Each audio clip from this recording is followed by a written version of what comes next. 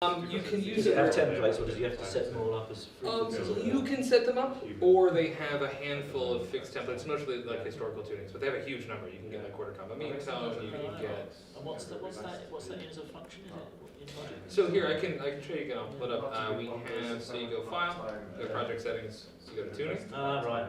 And then that will give you kind of everything. Right. Yeah. No, I was talking with somebody at the tech. That could be really useful for me. Actually, I didn't know that existed. No, this is you're getting the preview of my talk basically. Yeah. This is, I'll talk. Okay, right. No, I'll leave you to it. But no, it's cool. Well, but the problem is I'm using this to like demonstrate it, so it's nice for you to come by and look at the screen for it because it's yeah. No, and it seems like quite a simple function to access. No, it's really easy. The trouble I have with this though is that so they when it's user defined, they tend to just fix it as like C. You can change what the root key is, of course, but then if, like, say I wanted to transpose that scale, then it's a little bit more problematic. Because I've used... if you want to, so for instance, I was going to do something for a B flat instrument. Yeah. You'd have to define it from B flat and then kind of come out. But it is technically still possible. And then certain scale constructions just work better than others with this kind of limited. Because it's still like if I wanted to have a 13-note scale, I only have the 12 notes on the keyboard. So you have to start to be a little bit more. I've used scalar or scale workshops. Yeah. And then the way I've been doing is I find specific synthesizers that you can retune with those files. And then you say you want to do all of them. You end up having two on. Then you run out. I've caught if I wanted to do something, say, like I mentioned, yes, 240 notes per. Yeah, sure. You don't have the keys for it. Yeah, there's no. But that seems like if you can do it in Logic. No, it's Does it possible. respond well with all the different various kind of synthesizers? Yeah. No. There's. I mean, I haven't experimented with all of them because I've been trying to. I'm using electronic music to like approximate acoustic music effectively with this. But It's good to go. Do you have to stick around? Actually, if you could just for a little while, just to I'm thinking between people, if we could do the kind of blank screen. Sure. If that's annoying though, I can always try to. It's okay. I can stick around. I think I'm running slides. That's fine. Yeah. Thank you. I appreciate it. It's always happening that the teaching comes first because you see you've got place to be, so you have to if you get the on your emails and stuff, well, that's understandable. But I suppose if you're on one point, then you're probably reasonably conscientious person, you would stay to put the admin as well. It's going very wrong. My keyboard setup.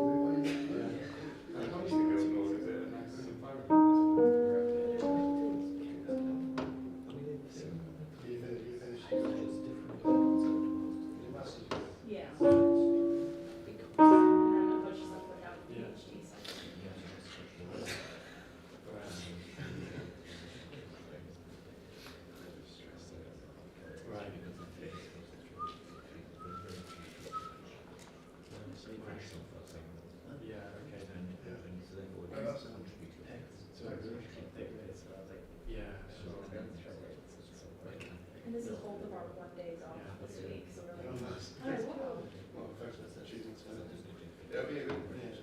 Some days, basically like how you can reach this just It sounds like the head of composition sort of deals with the overview of things, so then that's sort of kind of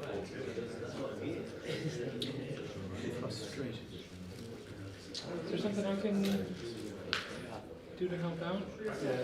What you could do, if you'd like, you could use this to show the setup here, and then we could use this keyboard to actually run the sound for it. Just see if the Nord works. Where's the MIDI out from the Nord? It is MIDI out, so I can unplug this one. Oh, that's USB. Yeah, although you can use my converter, or will that not work with so it's USB-B to USB. Most of the teachings have lines for the narrow. Just a thought.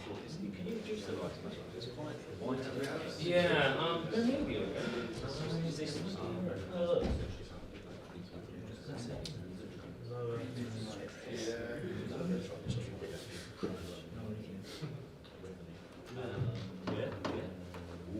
Mood lighting. Hopefully it won't go too dark. Oh, That's not the one, that's not the one. but you're on something. Reduce usage. Says something about the. There'll be, yeah, that's right. That's really bright. Yeah, let's see if we can take it down a little bit. And then you need to read as well. I need to go for it. Just try this one. That's better. Yeah. That's better? Oh, no. Yeah, sure. Yeah, that's good. James, and you've got Yeah, does that work? That's a lot better. Yeah. Fantastic. No, I agree with you. I feel like that's gonna. You're not selecting town hall. Yeah, we touched them up. Oh, the town hall thing was crazy. I heard they didn't even Yes, yeah, I've got you already pulled up. Oh, thank you. Yeah, absolutely. Thanks so much. Yeah, that's why I wanted to try to come here a little bit earlier. That was my impression when I worked out. That's not, I found How it was working because there seemed to be nothing happening. This is, I used to give my theory students, I said, if I make a voice leading error in my exercises, I'll give you some points back. The Americans, you can be very free with that because they do a lot of extra credit. quick question. If I just switch the lights on, I was just talking to Is that alright? No. I'll have to change the MIDI in. That's fine. That's. I'll give it back. No, please, just to test it out. Something's funny is happening for me. This is, for this reach. A little bit. And you turn it to there's something so nice that's so about that conception. I just moved my Mac closer. What you have with you Yeah. is Too bad there's only one side. what you've got to do with it is then anatomy. But again, there is something, as you say, there's something about that receiver. It's just kind of refreshing and a bit of a relief. Joys of test. Right. Okay, here we are. This should. Well, the big difference, I mean, obviously, Like one of these around the other side. And then you're perfectly closed in.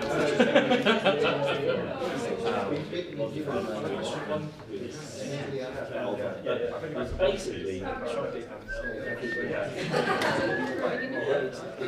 nature. It requires technique, time, Alright, well Okay, whenever you're. digital technology every week. It's changing, that's very good to change. And then, yeah, when it comes time for.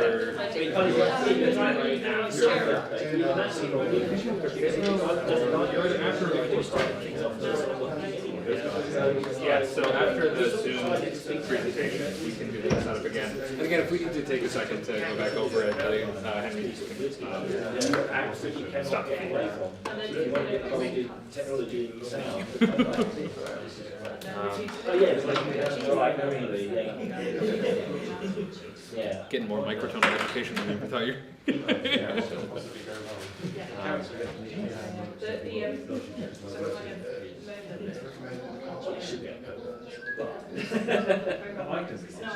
Doesn't it not learning in the end? You can't learn if you're not consistent enough, maybe. This is for Lovely. right, it's recognised in this, so that's good.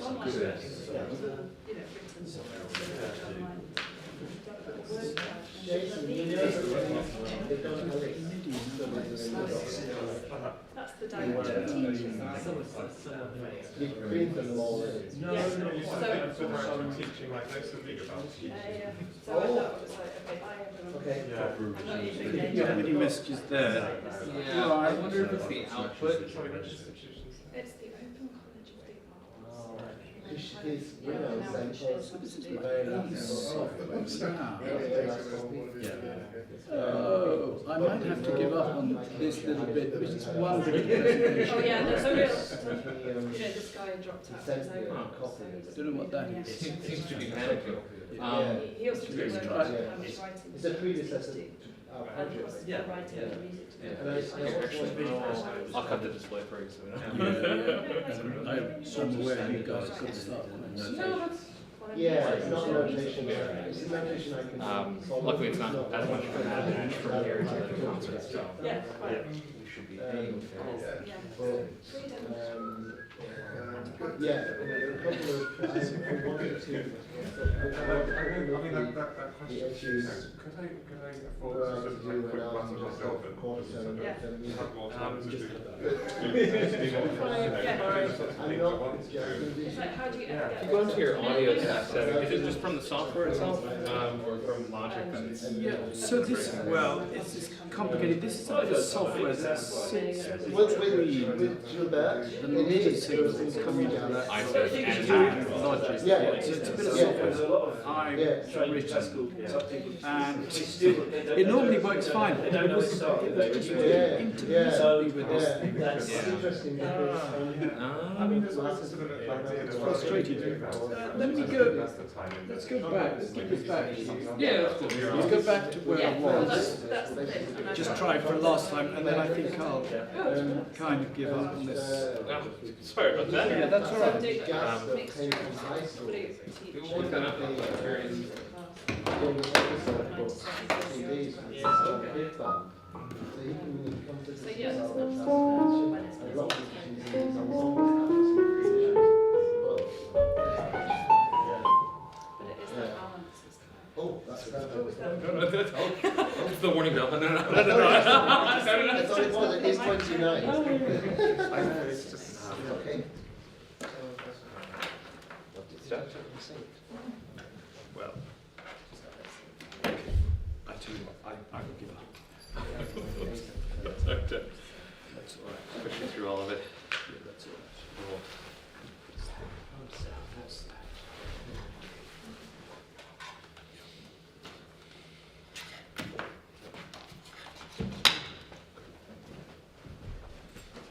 Here.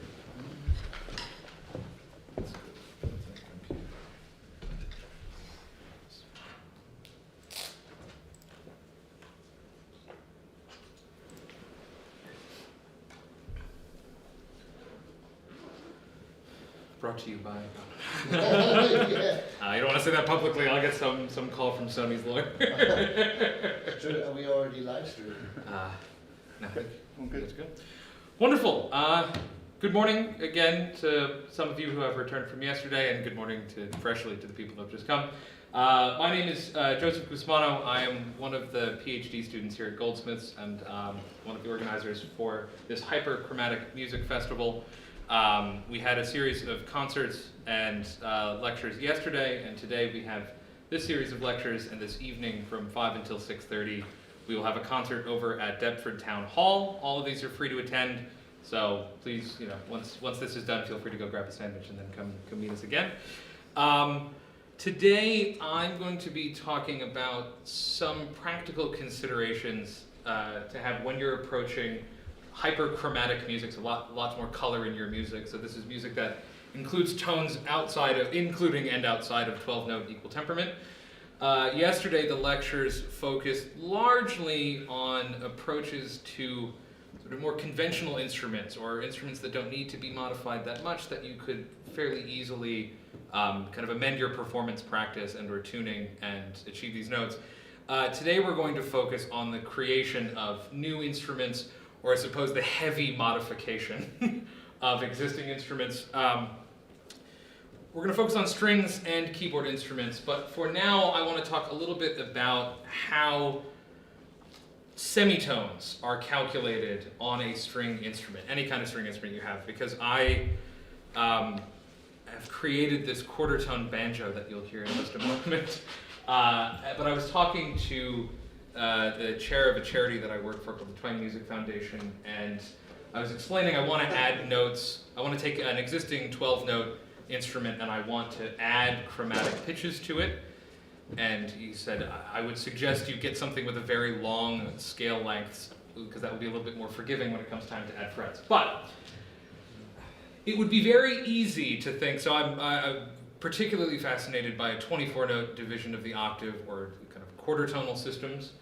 And it would be convenient if you could just pick the geographic middle point between two frets, slap a fret in between them, and call it a day. But unfortunately, as many of our wind players and string players will know, as you move higher in pitch, the partials and the semitones actually get closer together. And the reason for this, earlier plucked string instruments and fretted string instruments used a slightly different constant to account for this change in scale length. But if we're assuming an equally tempered system, most string instruments are being designed from bridge to nut, for the kind of two tension points, with the idea that you're going to have 2 octaves worth of notes along that full scale length.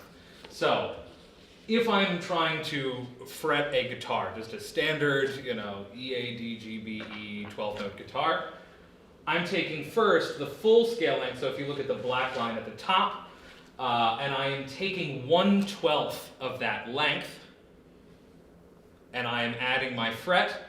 Then when I calculate the next fret, I would have to take 1/12 of the new scale length from the bridge to the fret, which is being considered as a new nut. Now, I'm making the math easy because this is actually for 1 octave's worth of string. It's not quite so simple as 1/12 of the distance, but we'll talk about that in a moment. And then it just keeps going up. You can see even there, very late last night was hand drawing this and approximating it. And even then, you can see as the scale length decreases, the 12th of that distance will also decrease. So the position of the frets gets closer. And this is true of wind instruments. It's a little bit more complicated because you're dealing with air columns in the harmonic series. But similarly speaking, as you go up, the distance between those notes is going to be slightly more difficult to navigate because they're quite close. So I thought, if you can do it in 12th, why not try to get 72 notes in your octave? Now the reason I've chosen this particular system, I came to microtonal music very much from the perspective of, okay, I want to just enrich an equally tempered system I already know, and I want to try to find systems that have a mathematical relationship to a 12-note equal temperament. What's nice about a 72-note division of the octave is it actually can be used to fairly accurately measure the intervals found in most just intonational systems as well. So it sort of marries these two, the kind of more acoustician approach to microtonality, and I just have a set of tone colors that are all equally spaced out. What's nice about this is not only can you then calculate if you can get 72 frets, and really 144 frets if you're going to get 2 full octaves. Practically speaking, they get so close as you go up the neck that you'd need a razor blade to execute some of your notes. But what's nice is that you can calculate anything that is a multiple or can be divided into 72 rather. You can have that system represented. So if you lay out 72 frets on your instrument, you could use a 36-note division of the octave, you could use a 24-note division of the octave, you could calculate an 18-note division of the octave, and you can calculate a 12-note division of the octave. So I said it's more complicated when you have 2 octaves, so I'm just going to skate for a second. I got into the creative arts so I didn't have to stare at an Excel spreadsheet all day, and and lo and behold, what I've done is I've come up with, this is just sort of a blank, any scale length could be inserted into this, but each one of these frets, so on the left-hand column you see this is if we're assuming 72 frets in your octave, these are the fret numbers, so it's not your traditional fret 1, fret 2, fret 3 on a guitar. Then there is the 72nd root of 2. this is this constant, and I've taken it out to just an absurdly long decimal point. Again, when you're dealing with millimeters of space, you can't really use those decimal points. But for the constant, I wanted to try to get it as accurate as possible. So let's say, for argument's sake, we have a scale length of, oh, will it allow me to edit? No, I should enable editing. There we are. Let's say we've got an 800 millimeter instrument from nut to fret. The distance then from the bridge, so the kind of lower tension point, to the next fret is now going to be 792.335 millimeters. So you just figure out, depending on the instrument that you have, where you should round off to, or what is really practically feasible. But then all you have to do, this is a little bit tedious, is you take this, that is your new scale length. So to figure out the distance from fret 1 to fret 2, you would just, we're not going to paste special, we're just going to paste it. Oh no! They didn't like that, but here we are. Apparently not. No, I certainly won't. Anyway, the idea is I wonder if I can undo that. Ah, beautiful. Let's just type it in on its own. Yeah, so let's just say we go 792. I'm just going to go out to the thousandth place, yeah? And then if we get away, that's the distance to the next fret, yeah? Or from the bridge to the next fret. And you can just do that 72 times. Now, to explain the color coding of this, I haven't mapped out the 12-note equal temperament because when I was working on this, I had an instrument that already had those 12 frets marked out. But so let's go with the next largest system, the third tones. Yeah, so your first, if you want to go a third above your open string, it would be fret 4 of the 72-note division, and then it would be fret 8, and then fret 13, so on and so forth. Yeah. If I wanted quarter tones,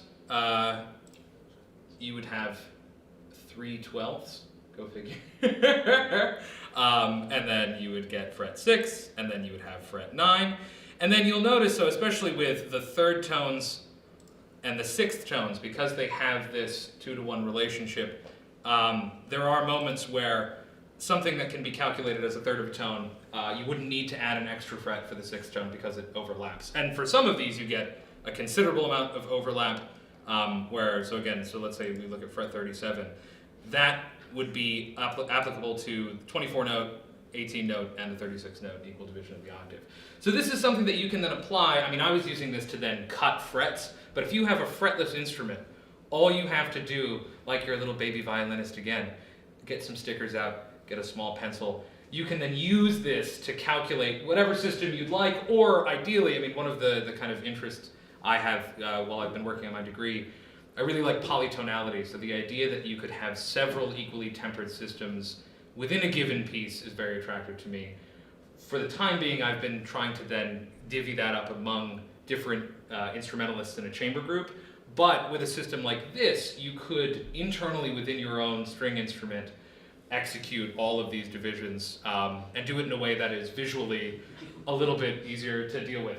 The 72, I wouldn't recommend trying that one. The trombone quartet I'm composing uses a 36-note division of the octave. So again, it's however finite the division of the octave you'd like.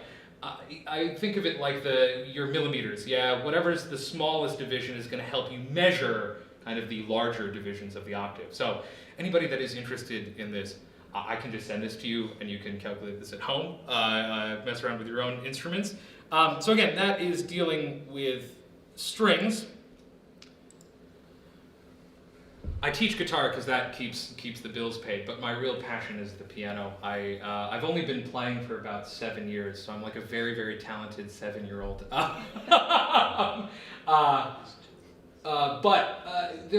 This becomes sort of a more difficult question to answer because, of course, the piano is designed with a 12-note division of the octave in mind. Yesterday, I talked a bit about if you have 2 acoustic pianos, you could tune one of them up or down 50 cents and then hocket a chromatic scale between 2 instrumentalists. there are string breaking considerations, so if you've got the budget for it, go for it.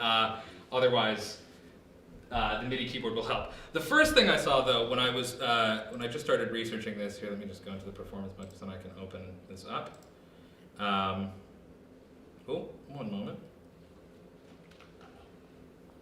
I may just have to Google this. 1 second. Let me see if I can. Enable it. Oh, that's what it is. Fool me one time, right? Let me see if I can click on this now. No?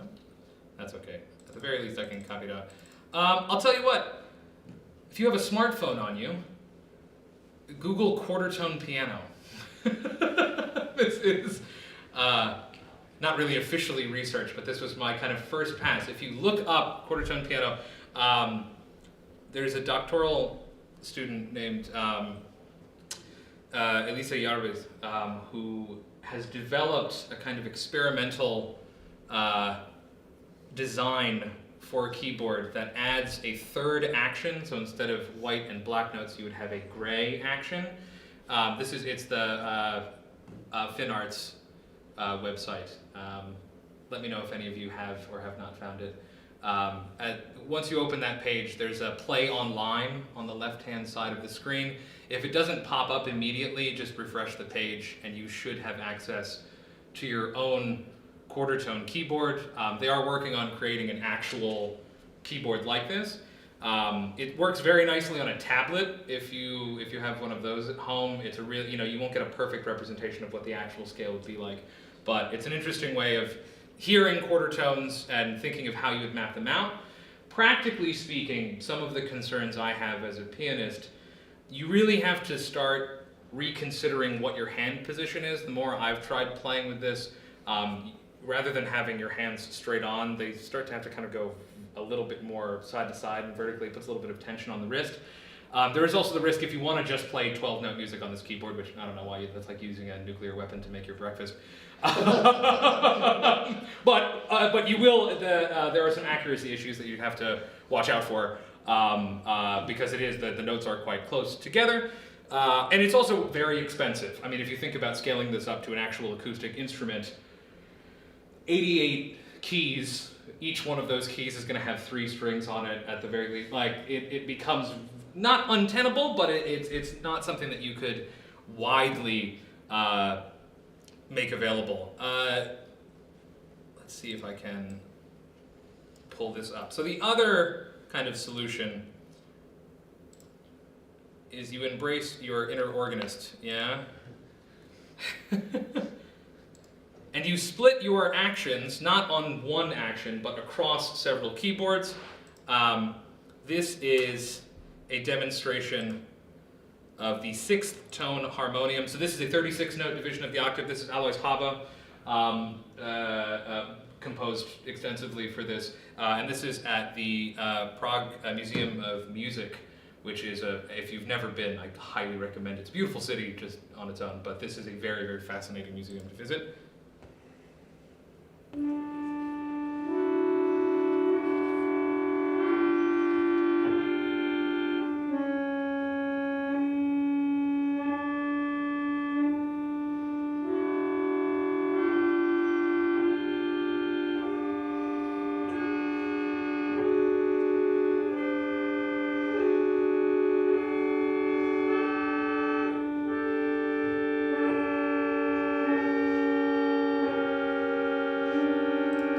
Pause there. I just want to consider, so some organs, the actions are far enough away that it would be very difficult to execute something like this, but this is a setup that you could theoretically recreate at home if you have enough MIDI keyboards.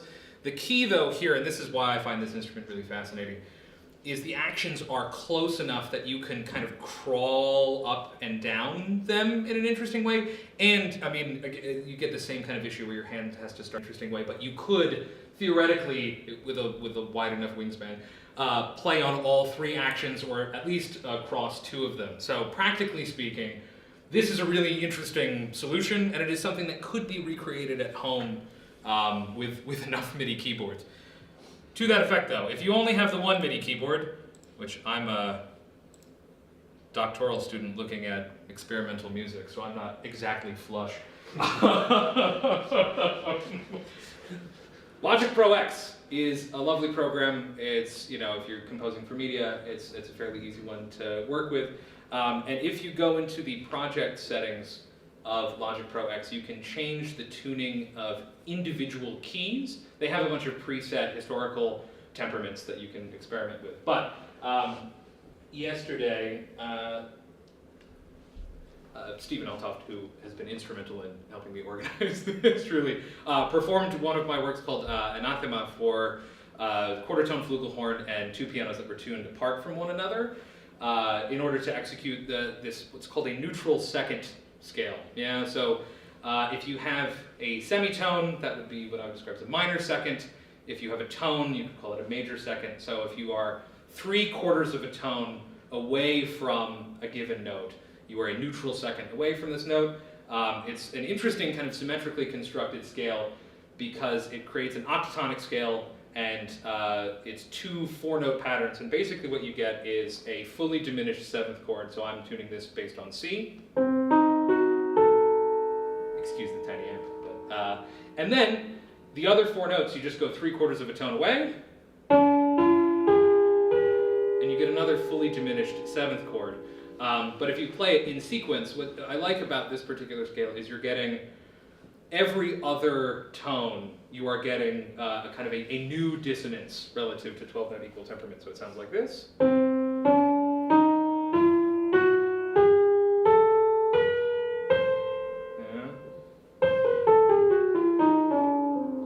Yeah, and then if you get both of the chords at the same time, so this would be sort of like a pan-diatonic chord. Yeah. And then you can resolve them any which way, right? So let's go to the minor triads that are now going to be displaced by. So these are now, it's not the fully diminished 7th chords, these are the triads that those 7th chords could then resolve to. But you can get some really, really interesting new tonal colors out of it. And it is internal to the system, so you don't need to bring a friend for all the hermits in the crowd. The problem with this, though, and this is why it's still good to have some friends, is again, I've tuned this around C. So I've taken basically, so you get C, E flat, G flat, and B double flat as your fully diminished 7th chord, and then you basically get D, F, A flat, and C flat, and then all of those notes have been reduced by 50 cents. If I want to transpose that scale, though, I now have to go back into the program and do it manually, which practically speaking in a concert session, or setting rather, is not going to be really, really achievable. So if you could get 2 keyboards that are tuned in this way, you could very proficiently kind of get more complex figurations in each individual part and then still kind of share the burden of the full tonal system. So these are my solutions to it, but there are a lot of them. So definitely keep an eye out for them. But I highly encourage you, if you have most programs that can run MIDI through them, there is a way to adjust the intonation of individual notes. But Logic has been the most productive and kind of the easiest for me to approach. So that's what I have prepared for you. I know I went on and on about this banjo. I did say I would play it for you. So.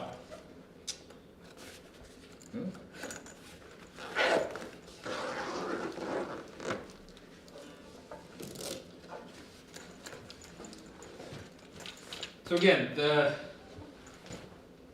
interest I have with this is I want to get as many of the tones that we can use on a single instrument as much as I think it's helpful to share it across several of them. So you can see this first fret is the quarter tonal fret. This is the semitonal fret.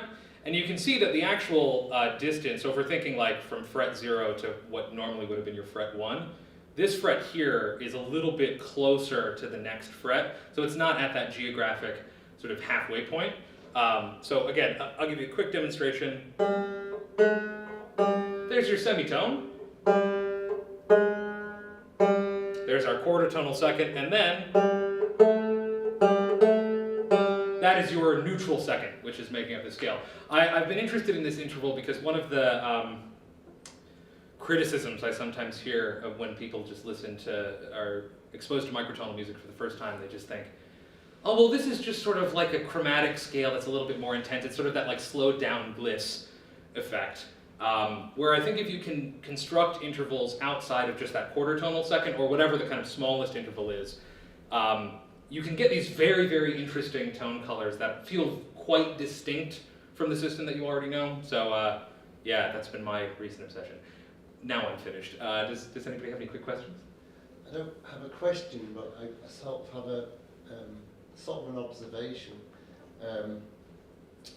that I've seen a lot of MIDI keyboard players in microtonal music, and often, you know, the computer is a part of the instrument. You know, they have it exactly level with the instrument, and I play with a percussionist who plays on mallet cat, Lee Ferguson, and he has now a sort of setup where he not only has the computer very near to him, but mallet cat you can use some of the keys as function keys, so you can switch between settings. That would and be he very also helpful. has a range of foot pedals.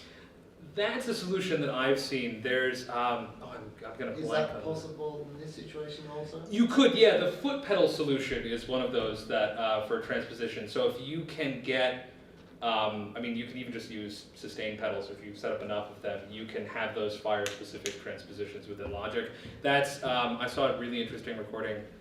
I'm not going to be able to remember the performer's name offhand just because I was surfing the web, but he, again, was going through Logic, used a MIDI keyboard to play Vishnegradsky's 24 Preludes, and there's a lot of transpositions across this sort of chromatic, or diatonic chromatic scale that he's developed, and yeah, it's a lot of footwork, but it is definitely achievable. So that would be, I think for a pianist, the best thing would be to have the feet in play. But yeah, if you can go one-handed for a second, it is certainly possible. So it's a little bit more about this neutral second. When I listened to it just then, I just thought that sounds like a second, but it's obviously not quite a second.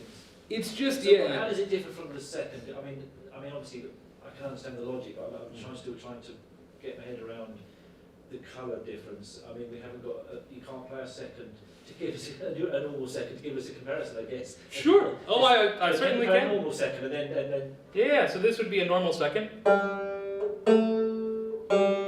Here's the neutral second, which is a little bit lower.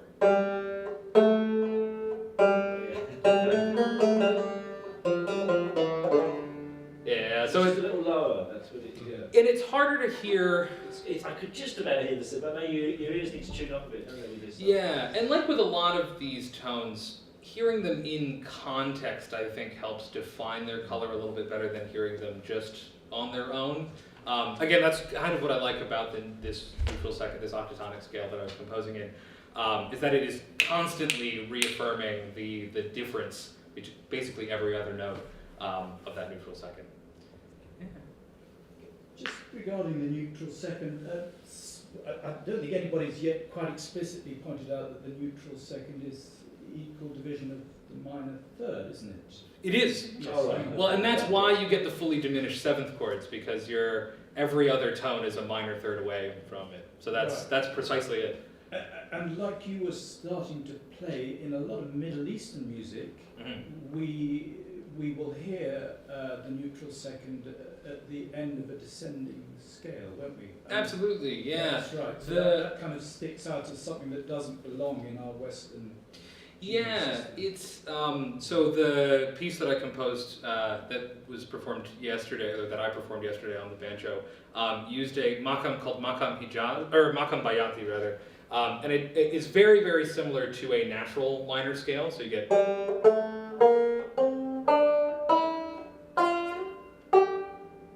Yeah, the sixth note is a little bit higher. However, each of these makam is made up of jins, so kind of small tetrachords, effectively. And there is an option for the second half of the scale to either have this raised sixth scale degree or the minor sixth that you would normally find. So again, it's kind of up to the improviser, but it is, on descending patterns, it's very common to get that as sort of a cadential device. So, yeah. One other thing I think it's worthwhile thinking about is also is that we're talking about equal temperament solutions to this. Yeah. It's interesting to look back at things like C.P. Bach's studies of diatonic and chromatic scales, which again also talks about minor and major seconds and neutral seconds, but in that case he's not talking about absolutely equal temperament. No, this is... They're interesting, and the interesting ratios which then come out in the scales is... It's very interesting. This is, so just personally, I really love C.P. Bach's music, even if it's just the 12-note stuff, but Leopold Mozart, additionally, in some of his violin treatises, talks exactly about this sort of the difference between the chromatic and the diatonic semitone. The chromatic semitone is supposed to be a little bit closer to the note that it resolves to, where the diatonic is a little bit further away. So a lot of string players will kind of do this intuitionally to a certain extent. There was some research done at, I believe it was Eastman, where they were looking at the differences between amateur singers, student singers, and professional opera singers. And in many cases, the professional singers were adjusting by about a 13th of a tone to match whatever ensemble that they were dealing with, so that their thirds and sixths in particular would have less beating in them. But yeah, no, that's a very significant work. And again, if you consider how early he was writing about this, very kind of radical and forward-thinking composer. Yeah, I think that's probably all the time I have, because I want to make sure that all the other presenters come up. But thank you so much.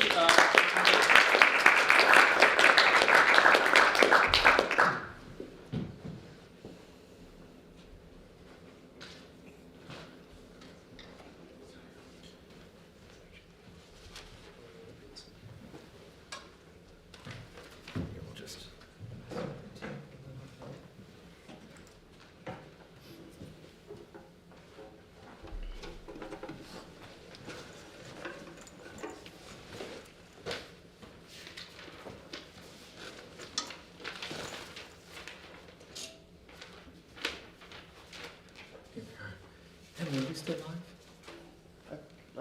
Cool. Now you're getting the behind the scenes. The live stream doesn't get this part.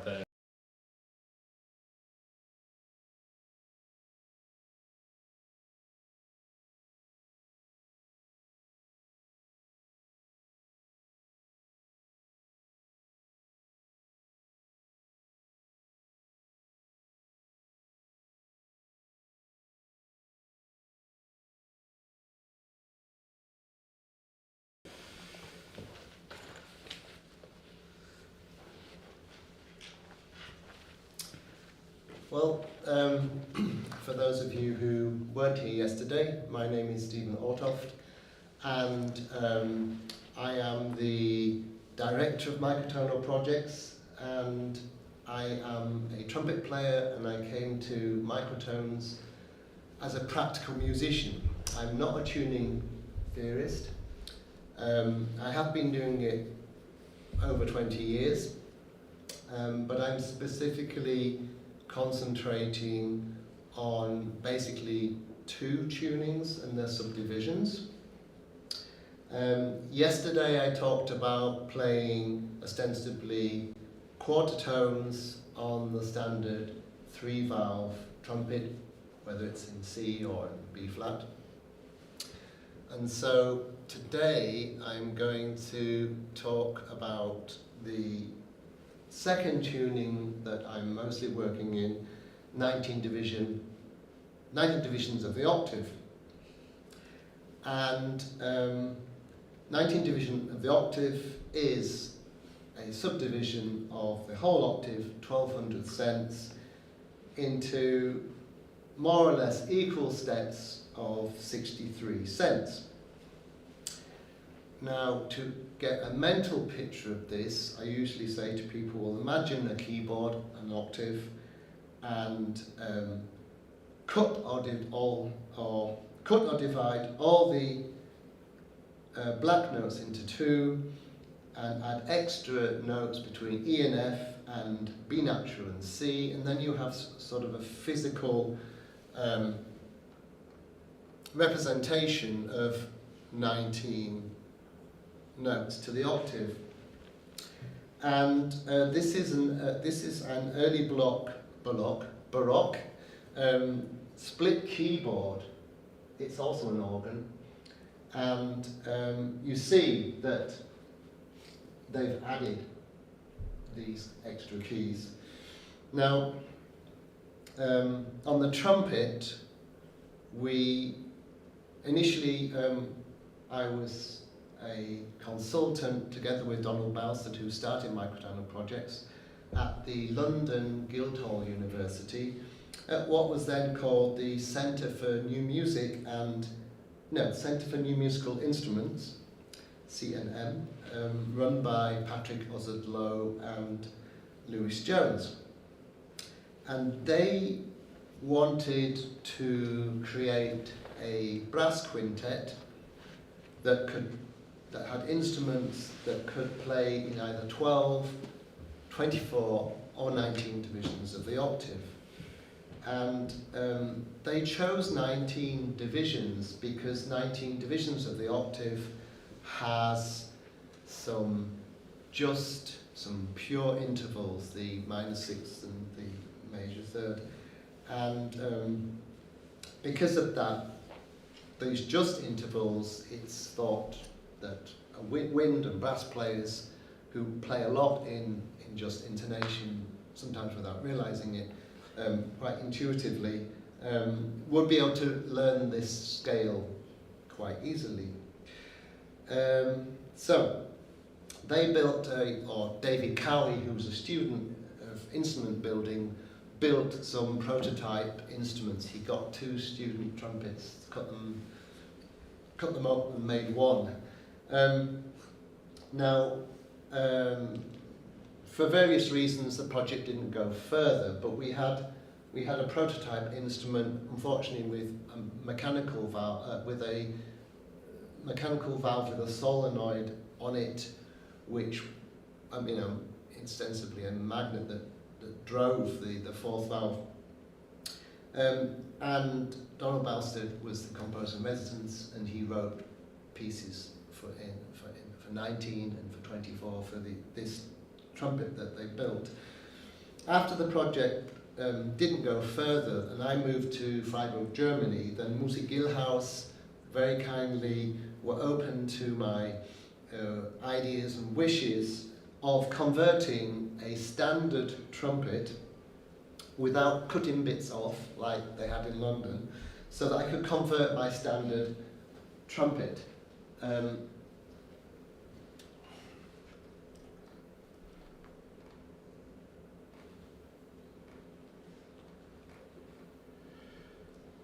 So what we did, similarly to the quarter tone instrument, this is my B-flat trumpet, which we converted into 19 divisions of the octave.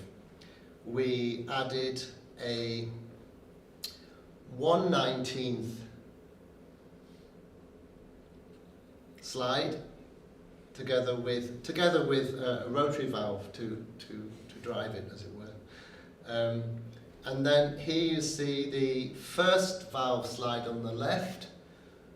Above you see the normal 12 division slide, and below a slightly shorter 3/19 slide. On the right hand side you see the short second valve slide, and again it's a bit longer in the 19 division. It's 2/19, and then you see here initially the normal 12-tone third valve slide, which we then added extensions in to make 5/19 of the octave. Here's the other view of the tuning slide. This is the sort of Mark 1. I've got Mark 2 in my hands. So here's my mouthpiece. So I'm just going to play initially the valves. So here is the first valve.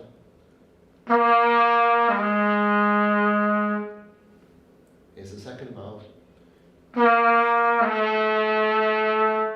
And here is the third valve. And the extra super special valve of 119.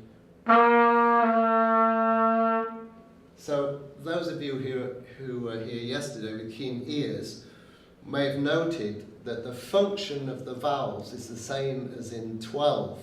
So the first valve lowers by a whole tone, but in 19, the second by a half tone step in 19, and the third valve by a minor third. So this meant that my fingers in 19, they have the same function as in 12, which was a revelation. You know, this made it easy to learn the fingering patterns, which I'll get into a bit later. So it's quite easy to comprehend why Joseph Gusmano, in his theory of evolving tonality, called 19 divisions a colourful variant to 12.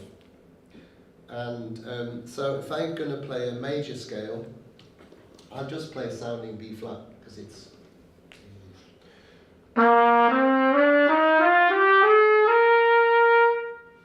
We can kind of hear it as a major scale. If I play at one tone,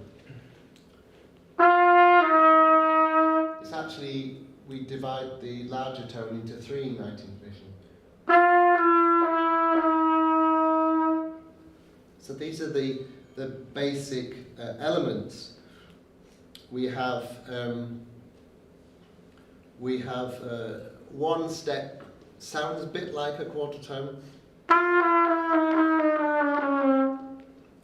We have a wonderful diminished octave, which I absolutely love when I'm improvising. And various intervals, just intervals, as also intervals, the fourths quite close to quarter tones. So now I've asked Laura to help me in this, and Laura's going to play a drone, or a long note. It's the best wind instrument to do that, because you can play as long as you want. And I'm going to play very slowly a scale, and if I put up on the screen, where are we? Come back to that in a minute. This, so I'm going to play from 0 to 19. So you can hear and see all the intervals.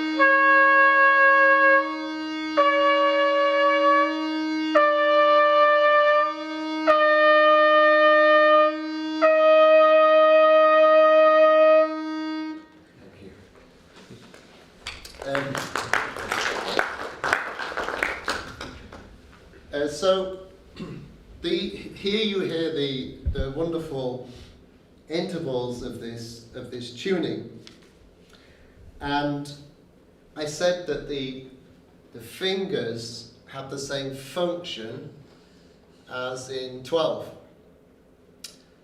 So all flats apart from B flats are fingered the natural fingering plus the fourth valve. So why don't I take, E flat on the lower line. So E flat, and E's fingered 1 and 2, normally on the standard trumpet. So add the fourth valve. That is an E flat in 19. The sharps, apart from E sharp and B sharp, are fingered the standard ways for sharps. So F sharp is second valve. very, very used to playing. And but of course the standard enharmonic relationships do not apply. So an F sharp is not the same as a G flat. So when you look at music written in 19 divisions, when it's notated in this way, I guess it's called the Pythagorean way of notating, it looks like it's in 12, but it really is not. So we have,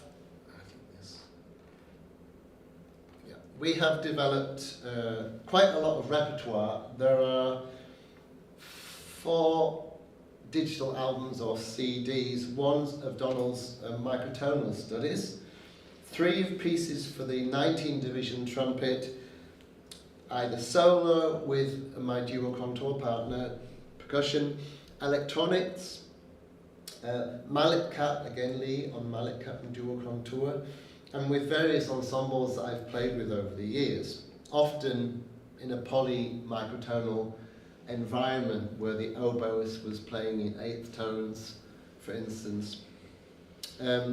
So the whole project is documented on our website. I'm going to scoot.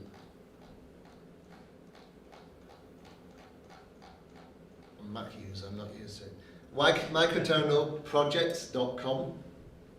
And on this website, it's possible to contact me and become part of 2 resources folders on Dropbox. One is for the microtonal trumpet project, which has our book in it about the microtonal trumpet in general, but also there are other things like fingering charts, trill charts. There's repertoire for the quarter tone trumpet. There are even scores for the last 3 albums of 19 division trumpet. Lots of things. And then there's a second resource box which I'm developing further, which has other microtonal goodies in. There's an article by Laura about her quarter tone accordion. There are flute, in English it's called recorder. There are recorder fingering charts by Catherine Bennett-Bowman, or Bowman-Bennett, I can't remember which way around. Sorry, Catherine. And lots of goodies, really. So there's those 2 options, not so you don't have to be interested necessarily just in the microtonal trumpet. We also have numerous YouTube videos on our YouTube channel, which are performance of pieces, but also talks like this that have been made specifically like a sort of podcast type thing, and on SoundCloud and all over the shop. This is the mallet cat that Lee plays on, just a flat keyboard, just a MIDI thing really, but he hits with various sticks. And Don, again, he wrote a huge piece called 19.5, which is available on Bandcamp, for this trumpet and the mallet cat. And the later movements of this piece are particularly interesting if you're interested in polymicrotonality, where either, or including the mallet cat is playing in a different tuning to me, or I am adjusting 19 divisions, or the half split of that 38 divisions,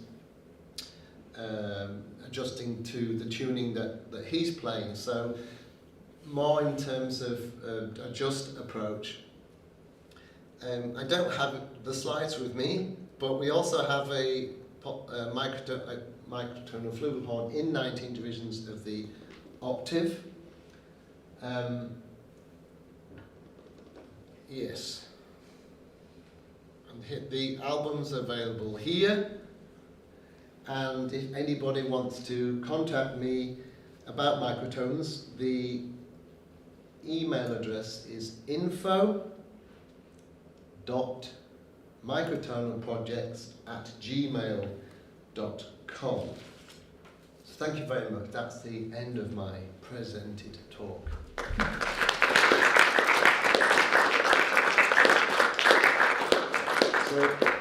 So I'm now ready for the thousands of questions. Oh, Jeff. Me again, yeah. Having written something for you for the flugelhorn, which I like very much, could you say anything about the difference between, in 19 division of the octave, between the flugelhorn and the trumpet, just in terms of not so much, well, anything you want to say about any specific differences? Obviously, the flugelhorn has this particular tonal timbral character. Mm-hmm. What's your thoughts on the differences between these instruments when you're working microtonally? Okay, well, yeah, the general difference between the flugelhorn and the trumpet is a cylindrical instrument, like the trombone. The flugelhorn is conical. It's opening up like the cornet or the natural trumpet, the tuba. So this means there's a warmer sound. It means that in the higher register the notes get sort of quite nasal and squeaky. It means that the lower register is, you have to work a bit to sort of tune it, depending on the instrument you have. So it's basically the character. For me, the character is more warmer, much more like a horn than a trumpet. In terms of the microtonal aspect, the fingering system's the same, the setup's the same. I'm using the middle finger of my left hand to operate the fourth valve. So this was very important in making the microtonal flugelhorn, so that I don't have to learn another way of fingering it, and so I guess that would probably answer your question. But you don't have any particular. As far as you're concerned, they're equally usable in. There's not sort of some sense that you work better with one or the other. No, just the fact that the high register is squeaky, so it's a bit trickier. Yeah. The pedal tones on conical instruments are cleaner and bigger and rounder because they're conical, and particularly the larger the bell you get, then the more precise pedal tones should be. A friend of mine who's rained into the instrument building aspect of a horn play, he told me, to get the first fundamental and the second really well, he said you need a much bigger bell on the trumpet than you actually got. Yeah. Paul. Steve, just to clarify, on the trumpet you said you're using your fourth finger for the extra valve? I'm using the middle finger, the third finger, to operate the fourth valve. It's the same on the trumpet. So the right hand is the pistons. What would you normally do? Well, I wouldn't normally have a fourth valve. Yeah, no, what would you do with three valves then? Well, the right hand is still on the pistons. Yeah. I'm just trying to... Yeah. It's just a physical question. Yeah, sure. Not being a trumpeter. No, well, so this is normal, and then I take the middle finger here to operate the Oh, I see. fourth valve. Yeah. Thank you. Sorry. No worries. Jason had a question. I did. It's a bit trumpety, I'm afraid. It's all right. Do you find that the flugel slots a lot harder than the trumpet? Only in the upper register. Okay. The lower register on any flugelhorn, the notes are usually a bit higher, but that's because of the conical instrument. I play on Yamaha flugelhorns, and Yamaha instruments usually have a basic good tuning. My main flugelhorn, which is not microtonal, is a Yamaha custom, and because often I'm just picking it up to do a few passages and transferring a lot, so you want something that just goes and you don't need to do too much everything transfers. So yeah. Can you transfer your microtonal valve to the Yamaha custom? Well, I could, but I don't want to cut it up because it's a much more expensive instrument. Yes. Yeah, the valves can be put on, and the prototype flugelhorn was actually a Jupiter. Jupiter instruments are much cheaper, and I bought one on eBay and gave it to the workshop, and they made the bits. And then these bits, yeah, when I bought a nice Yamaha, and we transferred them onto that. You have to, obviously, you also have to look at the boring, because not boring, but the bore of the instruments, because they're different between different makers, and even on Bach, this is a Bach Stradivarius B-flat trumpet, but even something like the distance between here and here can be millimeters or less than millimeters different from one Bach to the next. So this slide might not fit in another Bach, it might have to be slightly adjusted. So yeah, this is when you're transferring parts, you have to make sure that that all is going to line up, otherwise it's going to affect the tone quality. Yeah. My C trumpet, which is my main quartertonal instrument, for instance, that has a really long third valve slide, which is a difference to other C trumpets. So yeah, I guess something which was important for me, as I've said, in creating these conversion kits and not having to cut bits off my main instruments, was that the first valve slide on this instrument, it can't be any shorter. If it was made any shorter, I'd have to shorten the receivers that are, they're on the instrument I'm putting into, which is not what I really want to do. So that's also something to take into account. With my instrument builder, he has made not 19 div, but he's made quarter tone valves and slides for colleagues, and he always asks very specifically what instrument they've got, and if they don't have it in their showroom, then he wants them to ship their instrument. Or he builds it and say you need to take the parts to a builder and just get it set up. Yeah. It's a shame it has to be so specific. Yeah, it does. But you could, if it wasn't, you'd have things like air noises coming out, or you'd have timbral differences. It's like it's like when you're in a room and the carpet doesn't quite get to the board things. I forget what they're called. Skirting board. Thank you. Yeah, I used to have to sand them as a lad. My dad was a decorator. Any more questions? Richard. Yeah. I remember asking you why you called it 19 div rather than 19 Yes. equal divisions, and you said it's because they're not very equal. It's not what I said. Oh, sorry. Okay. But what I said is, like I said at the beginning, as near to equal as possible. There are people that talk about 19 tet, tone equal tuning? Tempered equal temperament. Tone equal temperament, and then you've got people that call it 19 ET. So basically the big reason is that some pieces, for instance, composers are wanting me to approach in a just way, looking more just intervals.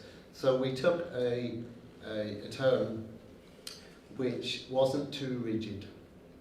And also, as wind players, I mean, even when you're playing in 12. that was the preamble to my question. Okay. Sorry, I just wanted to, because of course, the harmonic series from which you're getting your notes is not in 19.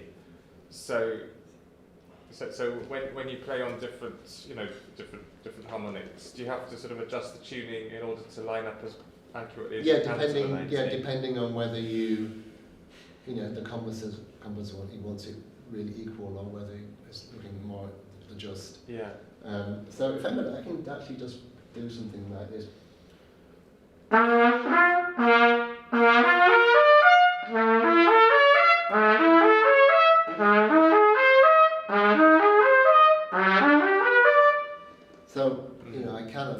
fingering play a natural harmonic series. Yeah, but it also means that if you're getting different fingerings for the same equivalent note, they'll have slightly different shadings of intonation. As you Right. correct. Well, I mean, I tend. It says on my fingering chart somewhere that this G. Right. So this G I don't play open because this is actually a 12 division note because you can't. I haven't changed the overall tune. Right. So actually, I play this note and this fingering. Yeah. Because it's a smaller fifth in 19. And other notes, open notes, I lip, or now I hear it, you know. Yeah. Because it's open, the series is based on a 19 division scale in B flat, right? So this is what everyone knows as a B flat. So were I to play with Carla, for instance, then I would try to tune my B flat with her B flat. Yeah.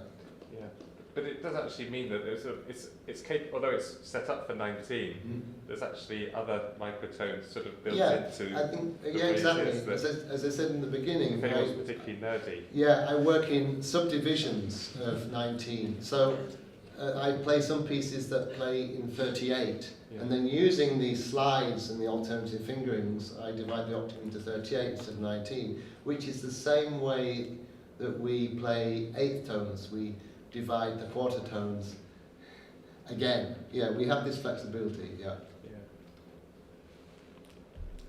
The notation you showed included, you mentioned it looks just like 12 tone notation, but then it had fingering charts of, I think, fingering numbers underneath some of the notes. They're valves, yeah. So which valves are open? So is it the valves that's determining what the intonation of each of those otherwise normal looking pitches is? I guess it's the vowels, my ear and my embouchure. Sorry, I mean just for the notation. Oh, for the notation, yes. So the composer's writing the vowels to specify what the pitch is. Yeah, it is. I mean, generally I don't like composers writing fingerings in because that's very theoretical. Of course, they've got my fingering chart, but I've also developed a bit further. Because fingerings are also a contextual situation. So I might use an alternative fingering. Yeah. They're restricted in 19 division. I have to say there is not as many, but there are some. And so, so the answer is yes. So I suppose I've been working with the hedgy notation, which is for just intonation, and the accidentals then would show like for the fifth harmonic, it would just it's got a little arrow on the bottom of the accidental, for example, an arrow pointing down from equal temperament. Yeah. Would that kind of notation be suitable? Like, would you find that useful? Or I do actually ask people when they're writing for the 19 division to use this notation that I'm used to. And we add... Which bit of it is, because if you're not keen on the valve numbers, which bit of it is unusual? Because I'm struggling to see what is different from just standard equal temperament there. Okay, so when you build a trumpet, you have to bridge this fifth, right? Okay, so you need to generate enough fingering patterns to bridge the fifth. Mm-hmm. Okay, so in 19 I have to do.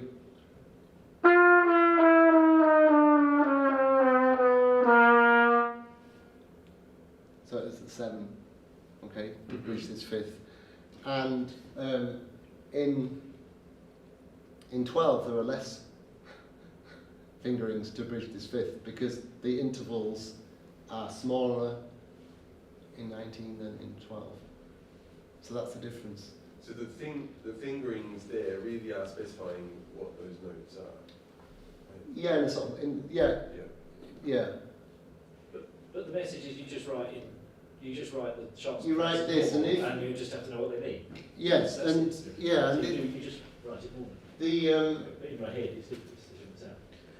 when I'm writing, when it's going to be in 38, I then use like an eighth tone notation, so arrows.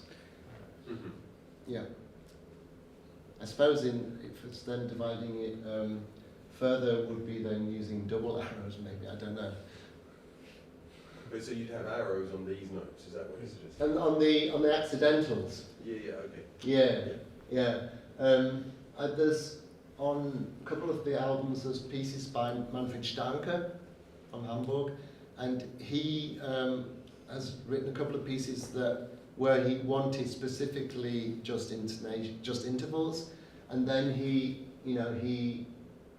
notates that in some way.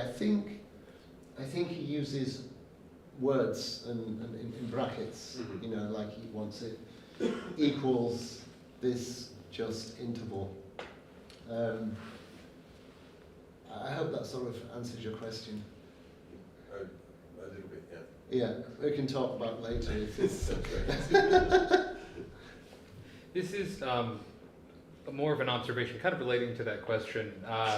The N harmonic spelling technique that you have here, right, where A sharp, or rather F sharp and G flat are distinct pitches. Yeah. Is something. There's another composer named Easley Blackwood, Yeah. who's an American composer that, I mean, he's largely working with synthesized Yeah. sounds, but it's a very similar thing. So it's like, as long as you know what the division of the octave is that you're dealing with, and you know the number of tones in between them, D sharp is no longer D sharp necessarily in the exact 12 note way, but it does. What I found with other players is that it's easier for them to just pick it up and start playing it because it's accidentals that they recognize. They don't have to learn an entirely new system. They just have to adjust what that would be. And that's actually, I mean, there's a tradition of that in common practice period harmony. Yeah, I mean, the thing that sometimes people find difficult is that the sharp, the flat is above the sharp, D flat and E flat. I'm not sure that Easley Blackwood uses this. Not that I think he does specific the other way around. Yes, yeah, he does it the other way. And it's simply that there are times when I'm playing a lot of contemporary music, not necessarily microtonal, and we don't get a lot of time to prepare, and we want to do as effectively as possible. So that we don't want to spend time learning a new notation before we can practice someone's piece. So sometimes it's the practical solutions really that are best for practical musicians. I think I understand what's Yeah, cool. Yeah. Great, thank you so much for being so attentive. And thank you, Laura.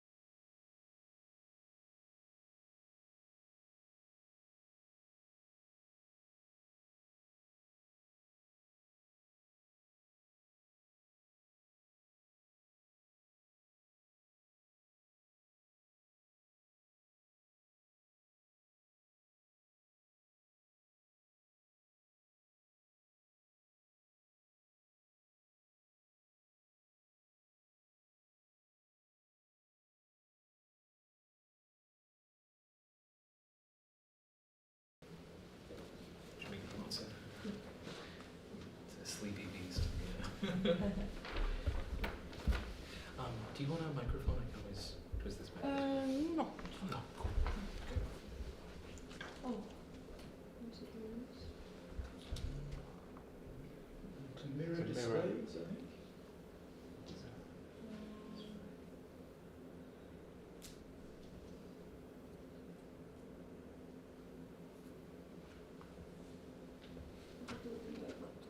So you need to mirror the display rather than extending it onto the extra screen, which is the Can I do this on the iPad? Or do I do it from... If you go into settings, display settings. Okay.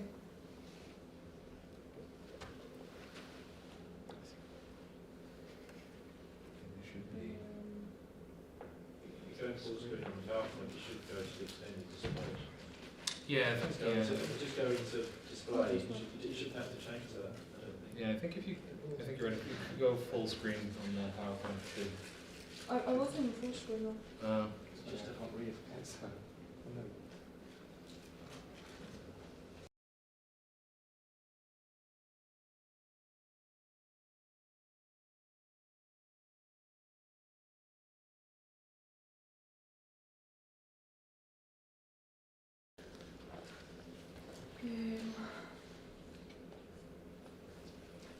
Cool. Go. Ready? Okay. Hello everyone. My name is Laura Menabar, and I'm an accordionist originally from the Basque Country. Currently, I teach academic music at the Yehudi Menuhin School. Today, I'd like to talk about a musical instrument that I have designed, which is the quartern accordion. And this presentation will be divided into 3 parts. So in the first part, I'll give some general information about the classical accordion in general. In the second part, I'll speak about building the quartern accordion, which will explain why it's built the way it is. And in the third, about building repertoire for the instrument in order to define what the quartern accordion is. So, let's begin with the first part. This is some basic terminology, so I'll be brief. Bear with me. This is the right-hand manual of the instrument, and this is obviously the left. Here we have the right-hand registers, which are 15 in total in the right, and a selection of these registers can also be found on the top of the right-hand manual. Those are called chin registers. They are registers that can be pressed with the chin. The sound of the right manual comes out of here, which goes out rather diagonally, and in the left hand, the sound goes more to the left rather than to the front. In the left hand, we have 7 different registers, and we have 2 sets of straps. Ones are for the back. The accordion weighs about 15 kilograms, so the accordion needs to play seated down.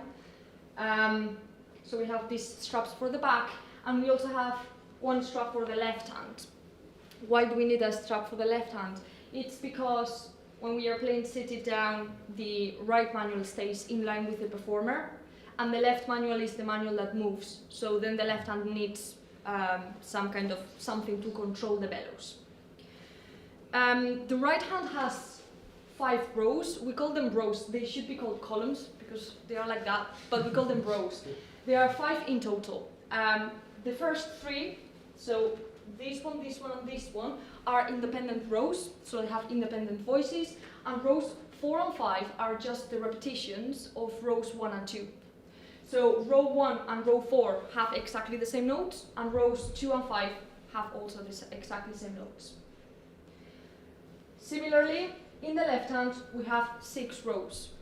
The first 3, starting from here, 1, 2, 3, are independent. The fourth one, again, like the right hand, is the repetition of row 1, but rows 5 and 6 are what we call pedal notes. They aim to denote the pedal notes of the organ, so they cover the lowest range of the accordion, in this case E1 to E2, if C4 is middle C. Those pedal notes are organized in circle of fifths, so when it comes to music theory, for an accordionist it's very easy to know anything really. Okay, and the last thing I want to talk about this first part is the registers. So we said that the right-hand manual has 15 registers and the left has 7. Why? Well, we have 4 different voices in the right hand and only 3 in the left. Those registers work in the exact same way as the registers in the organ. So that top left register is called the 16-foot register, and no matter the notes that we press will sound 1 octave lower. So if I press a C4, it will sound C3.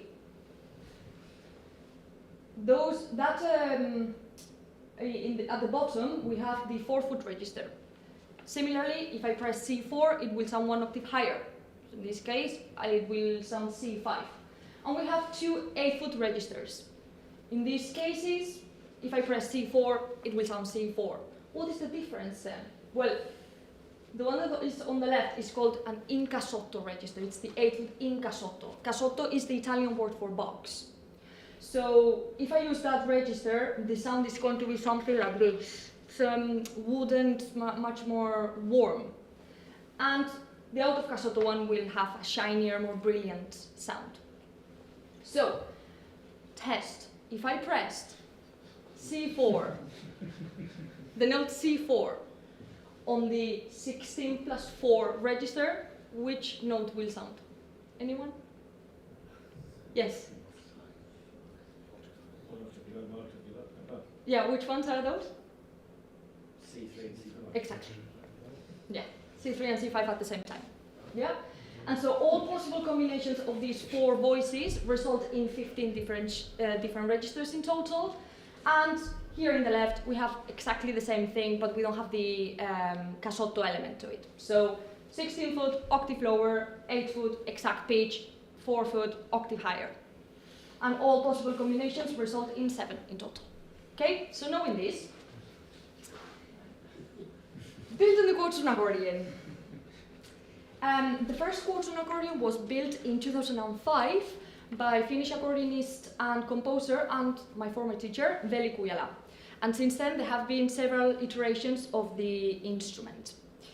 These variants share the same approach, and it is to take an already existing classical accordion and substitute the voices inside with quartz reed blocks. So even if this approach is practical, especially when traveling, you only need to carry one body of instrument, to me it does compromise the identity of the quartz accordion itself.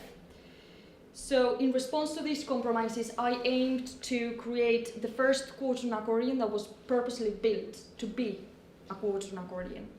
My intention was to find the balance between the unique identity of the instrument and technical practicality in performance. So once the aim of creating a quartz-specific instrument became clear, I worked to define objectives that would facilitate that.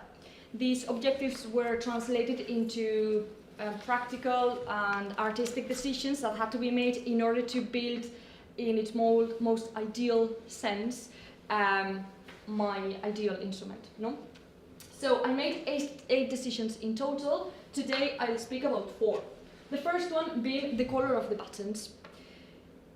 In all previous iterations of the quartz accordion, the color of the buttons has remained unchanged in compared to the classical accordion. Of course, they were used in the body of a classical accordion, which meant that the color of the buttons did not denote the sounding pitch, and therefore they had to be using scordatura notation. To avoid what I consider to be extra work for both the composer and the performer, I opted to use blue-colored buttons, as can be found on the manuals of the Fokker organ, to denote quartz tone pitches. This adds visual practicality to the instrument, and additionally, pitches C and F have a different texture, which act as tactile references.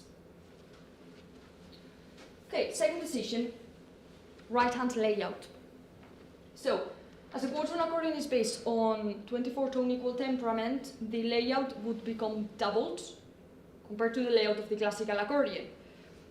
And as such, 1 octave of the classical accordion would be something like this, would become an augmented 4th on the quartz accordion, and subsequently 2 octaves of the classical accordion would become an octave on the quartz accordion. So when considering the limitations that this might create, and knowing that, as we saw earlier, rows 4 and 5 were just the repetitions of rows 1 and 2, I seriously considered the idea of 5 independent rows. However, this layout would not be symmetrical, and octaves would be placed in different rows. Very messy. So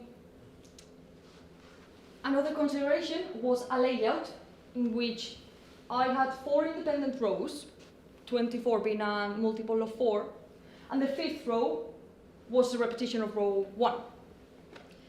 This proved cumbersome as positions would be heavily compromised in this layout. Here I have circled the major chord position, so the orange is the major chord position in the first row, the yellow for the second, the green for the third, etc. So I have no problem for the first 3 rows. Suddenly, problem appears in the 4th row, where I would need to change position to play the major chord position. So I didn't like that. Another issue arose if I used that approach when trying to mirror both manuals of the instrument. I wanted practicality. I wanted to learn one layout that was going to be applicable for both manuals. It was very important for me. So as the left manual, as we saw earlier, only consists of 4 rows of free bass, remember that rows 5 and 6 were pedal notes, it would not have any repeated rows and it would be very heavily compromised in regards to hand position. A possible solution would be to add rows to any manual, but that would contradict my initial aim of creating a practical instrument, as the layout of the accordion accordion would be very different to the layout of the classical accordion, and it would not ease that first approach of the accordionist.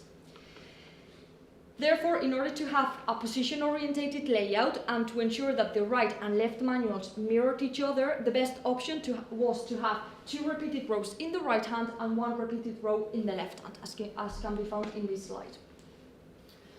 Available registers and information about its layout can be also found here.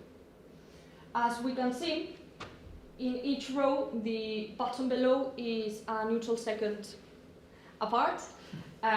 So 3/4 tones apart, so every other note, every second button, we get a minor third. And this is applicable for both right and left manuals. Okay, and final decision that I want to talk about today is the sounding range. On the right hand manual, I calculated that by using my favorite layout, or the layout I was going to end up using, I would lose 2 octaves plus 3/4 tones in comparison to the classical accordion. Therefore, I decided to discard E1 to E2 and C7 to C#8, which I think places the instrument in its most pleasing sonic register. On the other hand, the sounding range of the left-hand manual is from E1 to D chord sharp 6, an interval of a neutral 7th less compared to the classical accordion. This image shows a comparison with the sounding ranges of both accordions. So the stuff above is the classical accordion's sounding range, right-hand manual and left-hand manual, and I have put individual registers there. So in the 16 foot we have that much range, in the 8 foot we have that much range, etc. And this stuff below is the range of the accordion accordion, so you can see the difference. The reason why the lowest pitch on the accordion accordion's left hand in the 8 foot and 4 foot is F quarter sharp and not E is because of a phenomenon I have called the 3 doubling pitches, which I don't have time to speak about today, but I'll be happy to share some information if any is interested. Okay, and the third part, building repertoire. So the aim of the accordion accordion is not to be a substitute of the classical accordion, but to be an addition. Generally, pieces written for the classical accordion would be playable on the accordion accordion. However, the slight difference in range and the difference in layout would this would be what's the word I'm looking for? What's the word I'm looking for? Redundant. Okay. Yes. Yeah, it would. This effort would be redundant, and in fact, it would be more difficult. But this is not a negative point to me. It connotes the idea that, surprise, no temperament is better than another one per se. Some are just more suitable, even sometimes subjectively, in certain eras, styles, or even composers. It is advantageous, therefore, to be able to select the most appropriate instrument for the repertoire at hand. So during my PhD project at the Royal Academy of Music, I collaborated with several artists and created 10 pieces. These works were utilized to help understand what the quadroton accordion is, and as such, various characteristics of the instrument emerged. Today, I will delve into two.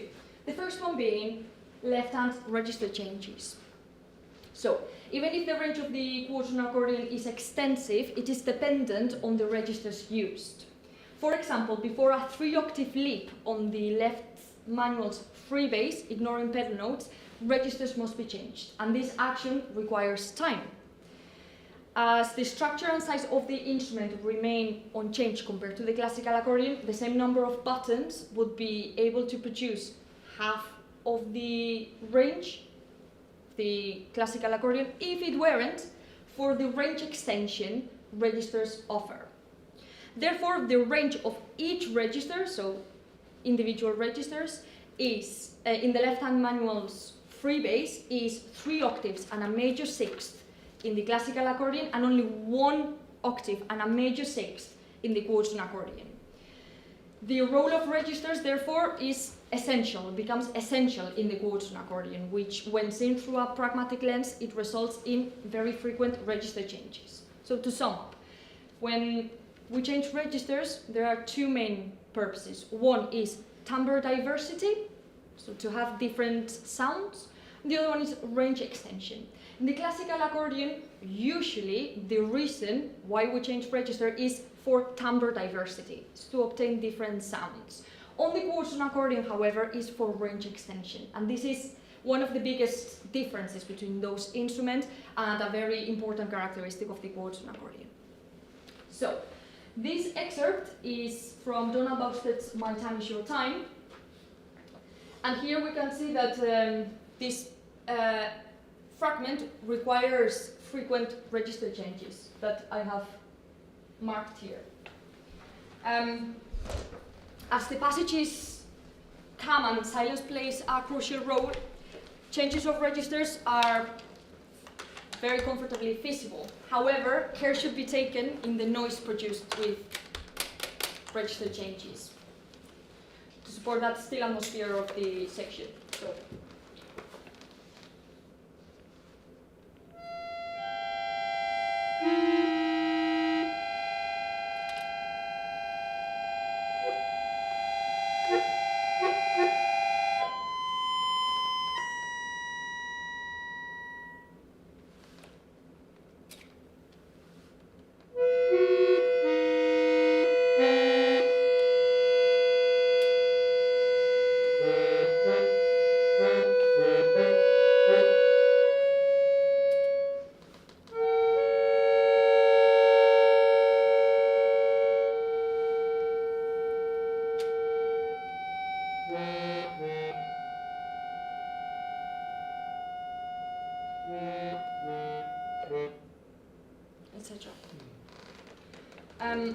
In Claudia Molitor's Fleeting Puddles, left-hand register changes had in fact an effect on the compositional process of the piece. This second section includes 3 instances that I have marked, 1, 2, and 3, wherein the fluent melody line of the left hand had to be interrupted by register changes. So, something like...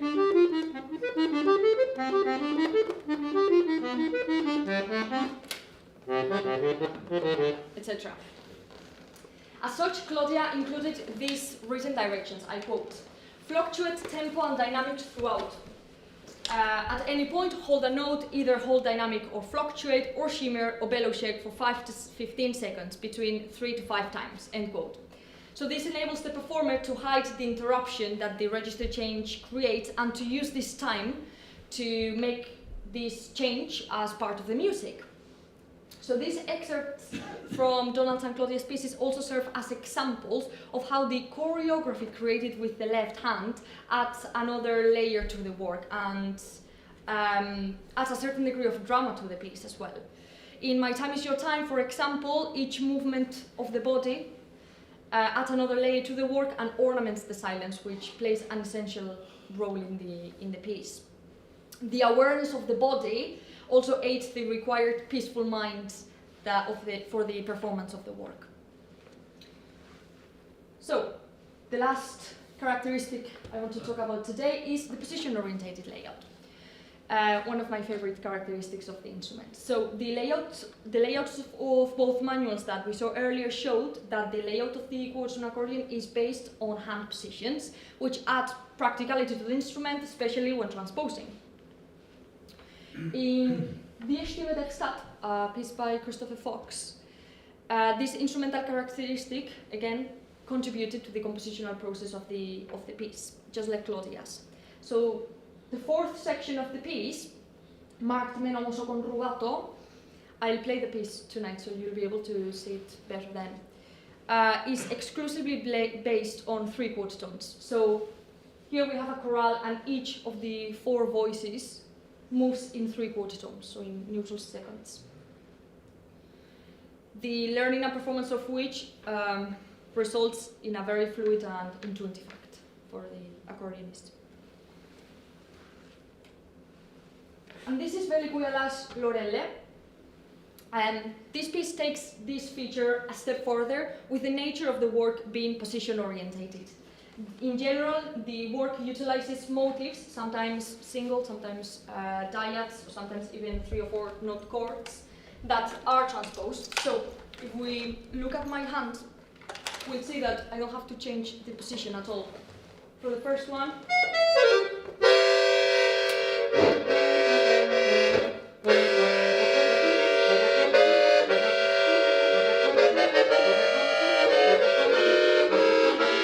it's really easy. This one, the bottom,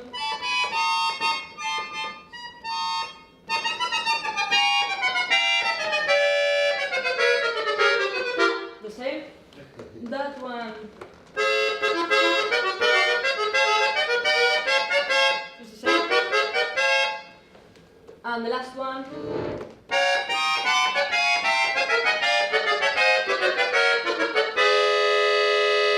Yeah. I'll play this piece tonight as well, so you'll be able to see it better then. As I mentioned earlier, this is one of my favorite characteristics of the Clijsen accordion. Nevertheless, I've always had in mind that the boundaries of an instrument, alongside the repertoire and the skills of the performer and composer, are not challenged when basing the music exclusively on elements that are part of the instrument's comfort zone. So relying too much on the position-orientated layout of the Clijsen accordion would limit the freedom of music.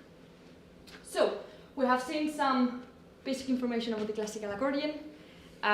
We've also seen 4 of the 8 artistic decisions I made when building the Clijsen accordion. And finally, we've seen 2 characteristics of the instrument that have emerged from the collaborations completed in my research project. Within these collaborations, and especially in cases where the accordion was not a familiar instrument, that first delivery of information about the Clijsen accordion was crucial. I think there is a very fine line between offering a greatly detailed amount of information about the instrument and potentially limiting the language of the composer by writing a toolbox, and on the other hand, giving limited amount of information about the Clijsen accordion and not seizing its potential. So today I have posed some rules or characteristics of the instrument that perhaps fall a little bit on the former. My aim or advocacy, however, is for artists, composers, performers, etc., to understand these rules but further defy them by thinking outside the box, so breaking the rules, in order to support that ever-changing and free nature of a musical instrument and music itself. So this is all I have. Thank you very much.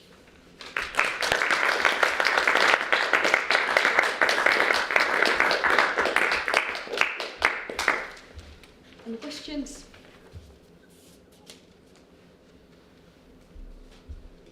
I'll ask a question. Yes.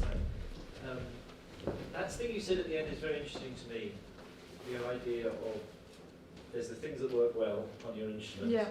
As composers, we're always encouraged to to think about the architecture of instruments, and then at the end you said the trouble with that was is you end up with music that doesn't, well it does, it stays within a box, sort of thing as it were, literally, in the case of the accordion. Obviously there's a dilemma there, isn't there, for a composer, you want to, in many ways, sometimes you just think of music, you think of the instrument, you imagine things, but you don't necessarily know the full mechanics.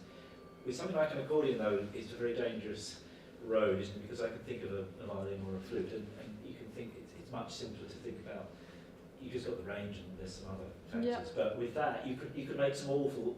You could write stuff that's literally unplayable very easily, I assume. Or not. Or maybe am I being paranoid then? I love those cases though. I've worked with composers that what they have written it's not very accordionistic at all. It's not idiosyncratic. But I love to just, that's what the workshops are for, and this is why I love collaborating. It's trying to find that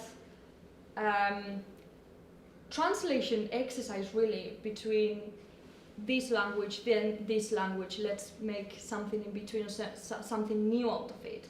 I love arranging sometimes whenever we are working in a piece as a performer, you end up digging so much that you understand the piece much better in that arrangement process, etc. So, the composer sometimes, I think, in general, you are very paranoid in, is this impossible? That's fine, this is what we are for. And some instrumentalists as well, I've seen, especially in the accordion, when the classical accordion was first built in the 70s and 80s, so it's a very young instrument, it is very interesting to see how each piece, you can tell which accordionist was playing that piece, and you can see the collaboration, you can imagine what happened in that room.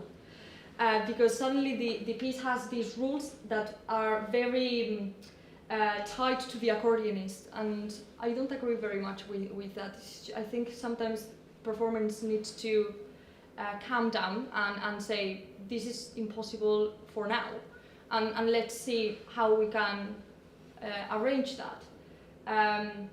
But saying no, it's quite dangerous, I think, in these collaborations. Thank you for that. Yeah, there is a paranoia, but the paranoia also comes from the fact that you sometimes get pushback and you think, well, you feel very small when you think, so that's not going to work. You know? Yeah, and I've seen that's a depressing aspect of being a composer sometimes, when you're trying to write for things that. Absolutely. I look at that instrument and think, whoa, it's amazing.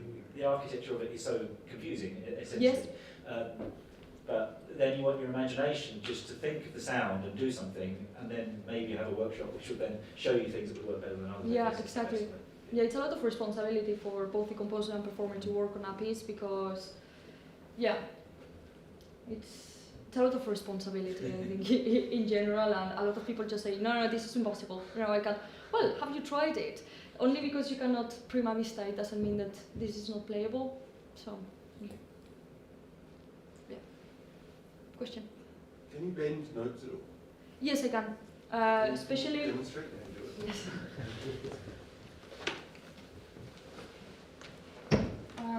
Especially in the lowest register in the right hand.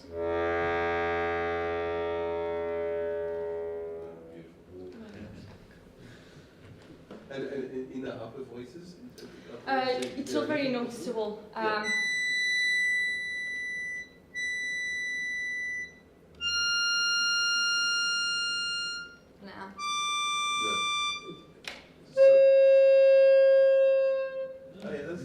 So that's the middle register, is it? Yeah, that's the 8-foot register. Yeah. And sorry, one more while you're making sounds with it. A quarter tone, just two notes, a quarter tone apart. And then slowing the air pressure for those.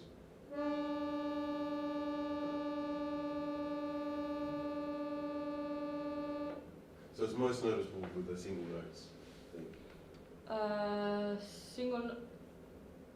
Like the change in pitch.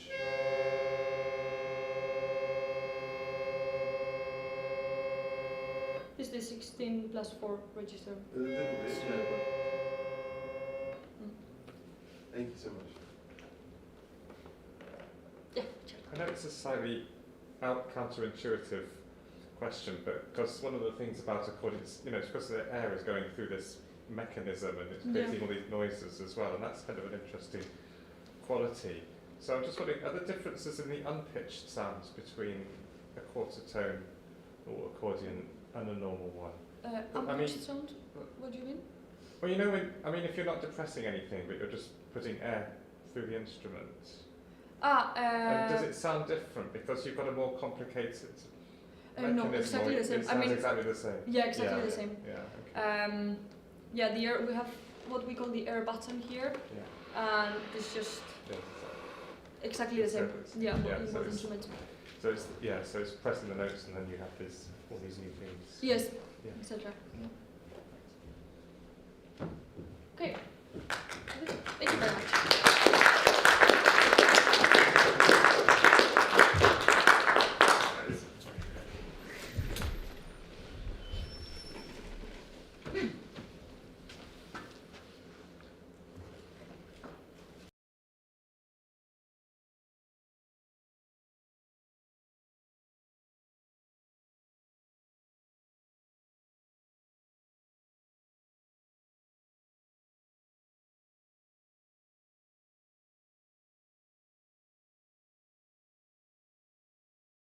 We just have to get him in on Zoom very quickly.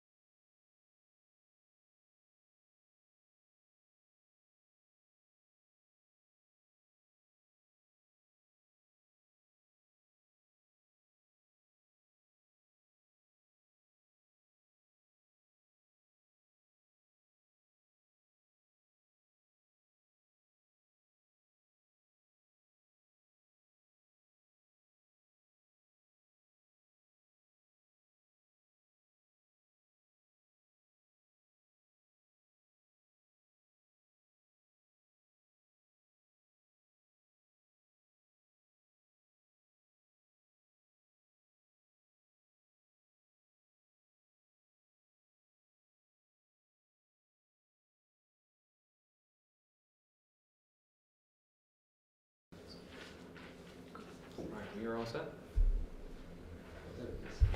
All right. In that case, hello everyone.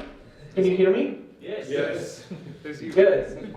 Okay. So, so today, thank you for coming for my presentation. So today I thought to talk about not exactly my music as a composer, but the process that I go through when I'm writing microtonal music for concert instruments, but while I'm still trying to experiment with softwares and keyboards. And as you can see, I have a Lumatone behind me, and I don't know if you can see this, I have my phone's camera filming upside down, so you will be able to see me do stuff with the Lumatone. So I'm going to start sharing my screen, and I'm going to start by showing. Okay, so the way that I like to work is I like to. I'm fascinated by by tuning systems that are based on dividing an interval equally. That can be the octave, that can be another interval. And for example, usually my starting point is I'm using a Maxim ESP app that I programmed myself. And so in here you see red dots. They're basically equally dividing a circle in 12 steps. So imagine a clock, right? You have 12 hours. But I like to make music, for example, with 7 divisions. So I'm going to divide the circle in 7 parts. And if I start playing in my computer keyboard, could you hear it scale? Yep. Yeah. Good. Okay. Right? Very fun. And one of the strategies that I use to adapt this for writing for instruments, for example, for instruments for which using quarter tones or eighth tones is a viable option, usually what I do is I approximate them to the closest step in either 12, 24, or 48 divisions of the octave. So for example, right now you're seeing a geometrical shape in which I'm approximating each red dot that corresponds to 7 equal divisions of the octave to the black dot that corresponds to 12 equal divisions of the octave. So this would be 7 EDO approximated into 12, which sounds like the Dorian mode. But if I now increase it to quarter tones, a quarter tone approximation, still doesn't sound like 7 EDO, but if I go to 40, an approximation to 48, then it starts to pull my ear. And so how can you, okay, so this is just an app that I'm using to visualize what I work with, but when I'm starting to make, to sketch music, I like to play with my, play on the keyboard. And so, usually what I started doing was to use a normal keyboard. You know, I'm going to stop sharing my screen and show you my Lumatone. So I'm going to switch the camera here. Actually, no, I'm going to share only my computer sound. Yep, that's it. Convertir som. That's right. Sharing sound. And tell me, can you hear this? Okay, great. Now I'm going to switch camera, and you're going to start seeing my Lumatone from upside down because I have my phone filming everything. Okay. Now, what you see here is a Lumatone, and the mapping that I'm using is a mapping that tries to simulate the layout of a piano. So you still see patterns of 3 black dots, 2 black dots, 3 black dots, 2 black dots, and vertically you always get the same sound. So I'm going to open up a software. I'm going to just share my computer screen so you can see which software I opened up. One very good software that I like to use is Bitclavier. It's a freeware, it's a free software developed by Dan Truman, who's a teacher at Princeton University. And this software, Bitclavier, it's how shall I call it? It's a digitally prepared piano. It allows you to do a variety of things. One of them is to retune the keyboard. So for example, if I want to retune the semitone so that I can substitute the size of the 12 tempered semitone into 7 divisions. One very simple way to do that here is, let me just pick up a nice calculator and just divide 1200 cents, which is equivalent to an octave, into 7. There you go. And you have the cent size, and I paste it here. And I've resized the whole keyboard. It's going to turn up on the volume.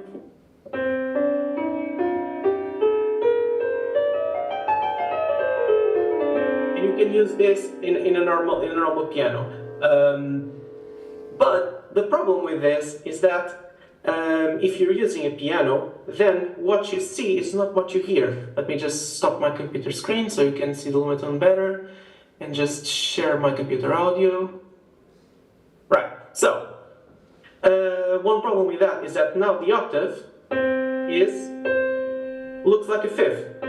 So if you have like C, the key for C, then the key for E, the key for F, and the key for G, they don't sound like seconds, they sound like I'm playing,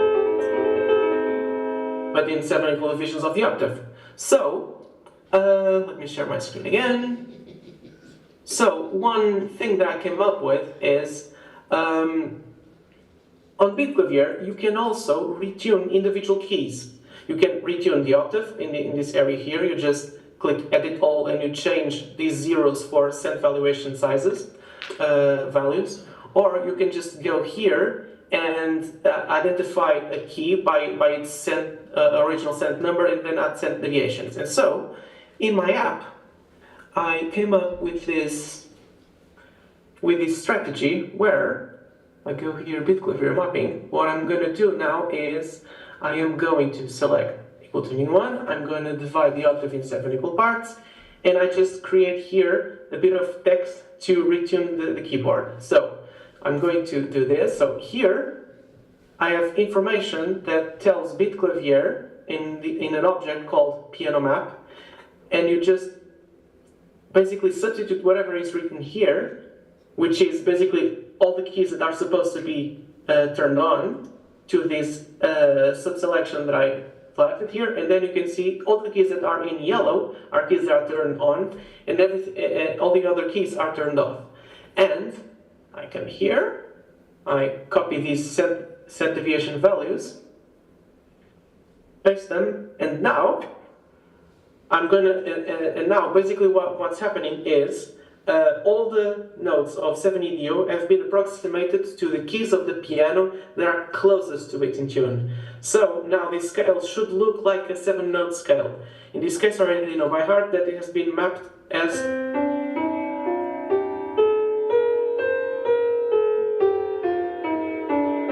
with the pitches of the Dorian mode in C.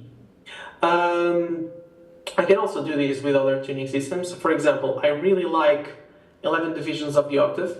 I just really like its sonority, and specifically a scale that is inside of it, which kind of sounds like the Dorian mode, but it's more tense, and I'm going to show it to you. So, so basically, because I'm dividing the octave in 11 parts, there should be, in every octave, there should be a key missing, and in this case, the key that has been sacrificed is F sharp.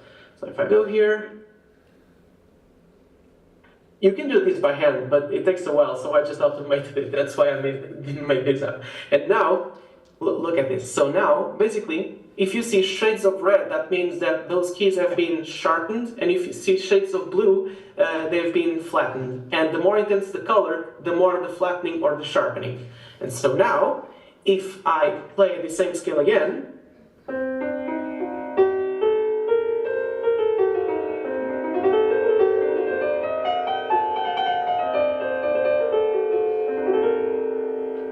I really like this scale.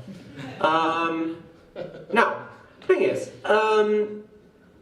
this strategy works well if I'm only using microtonal scales that have less than 12 notes per octave. Then, if they have less than 12 notes per octave. If I wanted to use more, then one strategy that I use to try to solve this issue is, for example, if you have access to more than one keyboard that you could put, on top of the other. So, for example, if I were to have like a keyboard and then another one on top, and basically if I were to divide the octave, say for example, in 13 notes, then basically I just get extra information to use in another instance of beat clavier. But at some point, I got a Lumatone, so I completely changed strategies, and so for now I'm gonna stop using beat clavier. And another very good software to try out microtonality. Now this one is not free. Beat clavier is free, but this one that I'm gonna show you is Pianotech. It's a favorite amongst Lumatone enthusiasts, and okay, there you go. So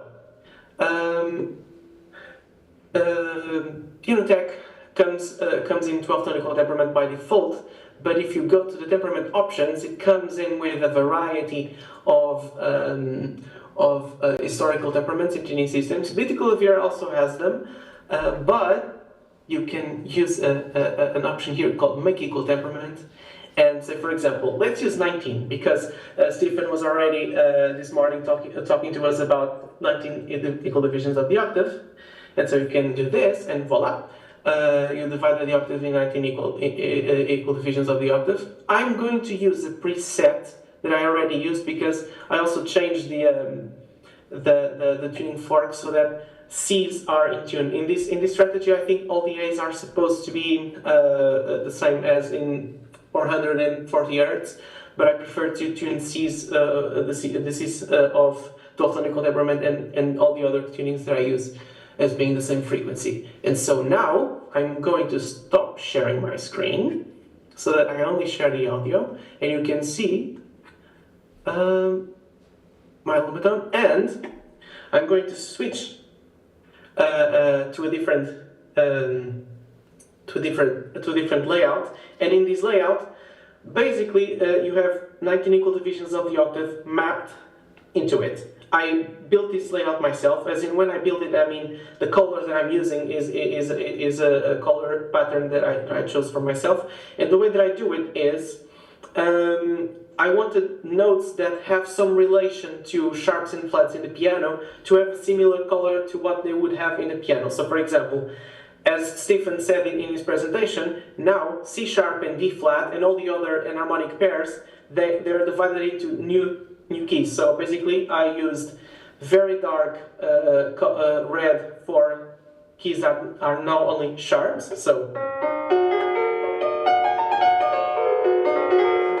it still sounds like a pentatonic scale. That's supposed to be that. And flats.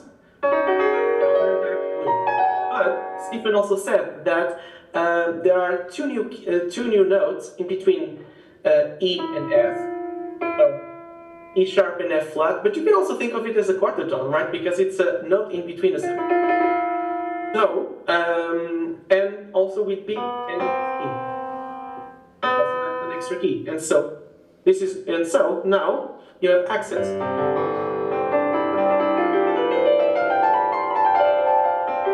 Right, so I'm using a microtonal tuning system, and this is not sounding microtonal at all. Why might that be? Well, turns out that 19 equal divisions of the octave. I'm going to share my screen so you can see the experiment that I'm going to do.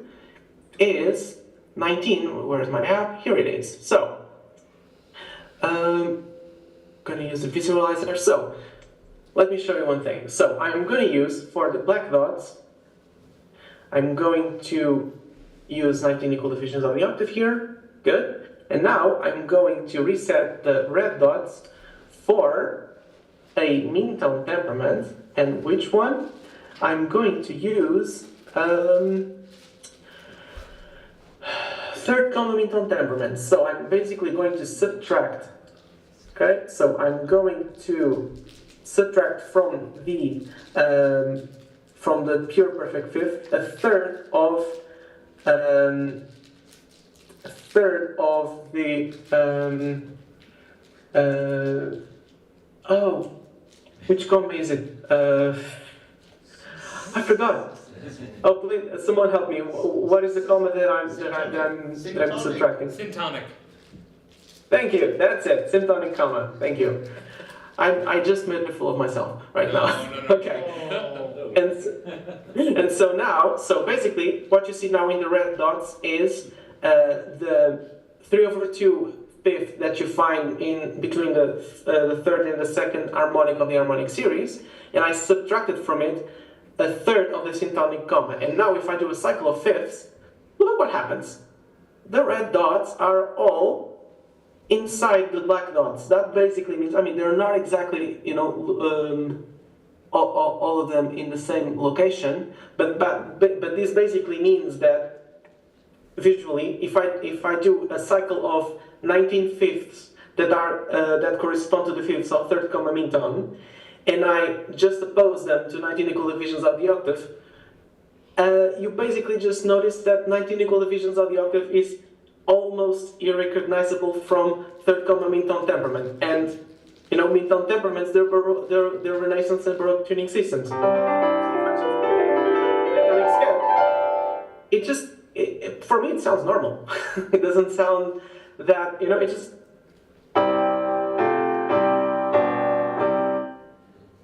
If I start adding the extra notes that usually you don't hear in Baroque music, then it will start sounding microtonal. So for example, I'm going to play the enharmonic genus of the ancient Greek Dorian mode. That sounds like this. Now that sounds microtonal, right?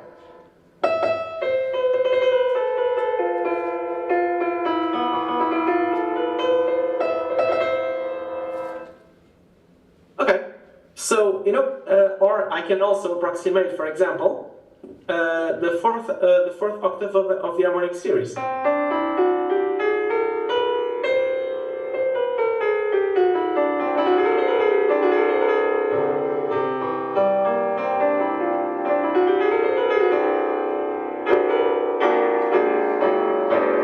That sounds microtonal. Okay, now, so with the, you know, basically with the Lumatone now you can do you can do a lot of great new stuff. Now, one other strategy that I'd like to show you, and this time I'm going to switch back to a layout of 12 notes per octave, is an app that I found recently called Wilsonic. Now, actually, Pianotech and BeatClover, they can both be used as plugins, so that's great if you want to, you know, record stuff with them. And another very cool one is called Wilsonic. Now, Wilsonic, I can basically use it to just generate tuning information, send it through a protocol called MTS-ESP. I don't exactly understand how that protocol works, but basically I can send tuning information to Pianotech and also BeatClover. Both of them have that feature. If I select here MTS client, and that allows me to, for example, I have. Can you hear this? Mm-hmm. Right. So if I now I'm playing a part in 12 equal divisions of the octave, because now I have a period of 2. That means that I'm using a period of an octave, and the generator interval is 700 cents. Now, periods and generators, what does this mean? Basically, if you're generating a tuning system through a cycle of fifths, you say that you have a period interval, which is the octave, because even though you're doing cycles of fifths, you want notes to be equivalent in the octave. So for example, if I do this, right, I want this note to repeat at the octave, which means that I need to have the octave as a period. That wasn't a very good explanation, but let's go with it. And for a generator, basically the generator is the interval that you use. And they're supposed to repeat at the octave. So now, if I start moving, for example, if I play it and I want it to sound more closer to just, I start moving here the tuning of the fifth, and if I move the tuning of the fifth, all the other intervals that are generated through this mechanism will also be affected. So, if I have a major chord here, and I start playing around with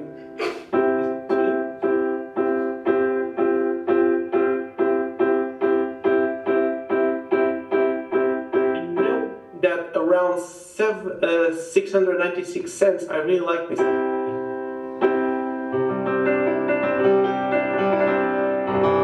Okay, this is mean tone territory, and it works really well if you're playing harmonically.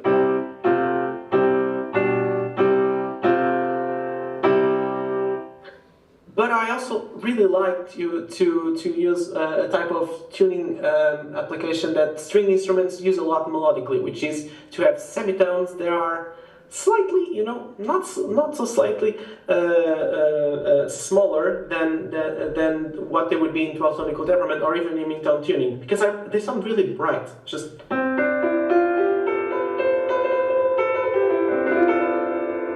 So melodically.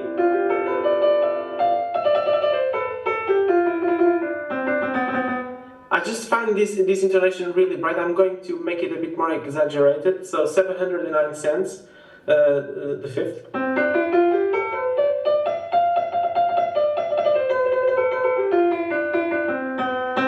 But if I try to play, chords with it,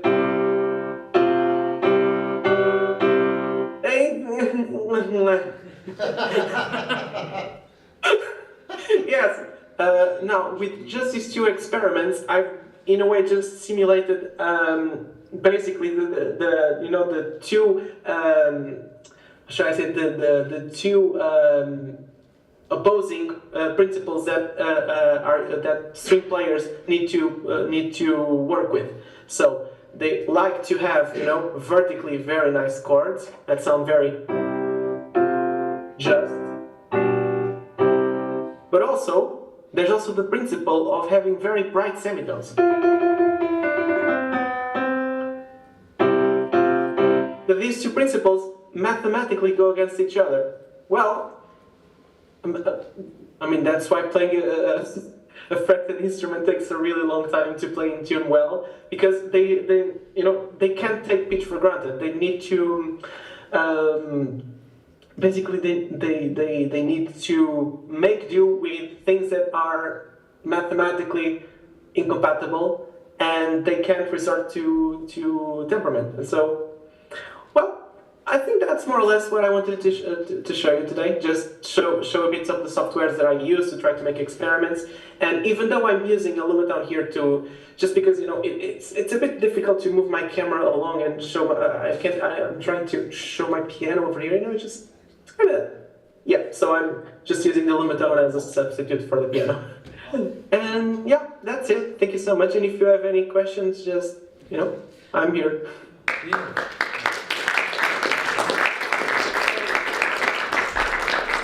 I think we'll work questions just because the background noise will be suppressed. If anybody is curious about anything, just ask your question to me, and then I will relay it back to Pedro, and we can do it that way. So is there anybody that has any questions, concerns? I just want to say it's amazing facilities developed there for so many different possibilities. Your praises are being sung. Everyone is very impressed with the variety of systems that you're able to explore. Wonderful. Thank you so much for presenting that. So, Paul has a question. I was chatting earlier to Richard Wally, who also has a Lumatone, and we were discussing whether the Lumatone can be a performance instrument as well as a composing instrument, because you have to look at the keys, if I call them keys. Yeah, you have to look at them carefully all the time. Do you use it, Pedro, as a performance instrument? The Lumatone. Could you catch that, Pedro? I think I could hear all of it. Yeah. So okay, I myself am not a performer, but I do know that the Lumatone is already being used for performance music, both in the classical context And you know, in EDM or even non-classical music, there's a few musicians that I'd like to suggest to hear. One of them is Amelia Huff. She also goes by as Zea Eros. I think I'm probably mispronouncing her distinct name. And she works a lot with the Lumatone, and what she does with the Lumatone is absolutely amazing. I've started dabbling in composing for the Lumatone.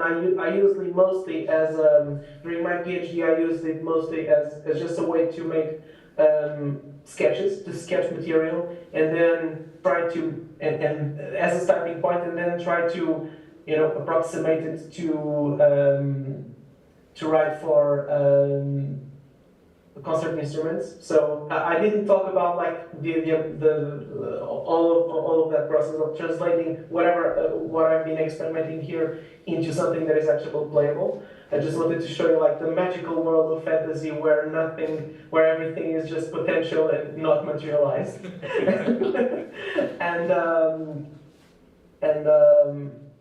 But yeah, sorry. Was that answers? Thank you. Yeah, thank you very much. If I can add to that, Pedro says he's not a performer, but in tonight's concert you will be seeing 2 pre-recorded pieces of his that he has performed on the Lumatone. Okay. One of them is an improvisation. Improvising is not the same thing as playing something that has been written on the score. Very true. One piece is for electric keyboard and beat clavier. So I wrote a piece for a friend of mine, and he's playing on a normal keyboard. And I use one key on beat clavier to be the key that changes settings, because the piano is being retuned all the time, and I'm mixing 5, 7, 12, 19, 31, and 50 divisions of the octave. So you can imagine that if I need to use that, I need to completely change the piano layout, all the time. Yeah. So but the idea of approximating pitches to their closest counterparts in other tuning systems, that was the basis of that piece. So you'll hear that. Yeah. And then the other one is just me improvising in 29 equal divisions of the octave. It's not a composition. It's just yeah. Still is very lovely. I encourage you all to come by and see. Sorry, can I just follow on? What are the attractions of 29? Did you catch that, Pedro? I understood that it was about 29. Yeah, so what are the attractions of 29-note EDO? Is there a specific interval or something that draws you to it? Yeah, so the fifth of 29 equal divisions of the octave is just a bit sharper than the fifth of the Pythagorean tuning. And so basically what that means is that, hold on a second, I'm going to show you. 1 second, so I want to share the sound with my computer and switch the camera. Alright, now I'm going to switch to my mapping of 29, which is this one, and I'm just going to use Pianotech. Sorry, 1 second, this takes a while, sorry. Okay, 19, no, I want 29. There we go, okay. So, can you see well the Lumatone? Yep. Can you hear this? Mm-hmm. Cool, okay, so 29 has that characteristic of harmonically doesn't work that well, at least for me. If I'm using, traditional triadic harmony.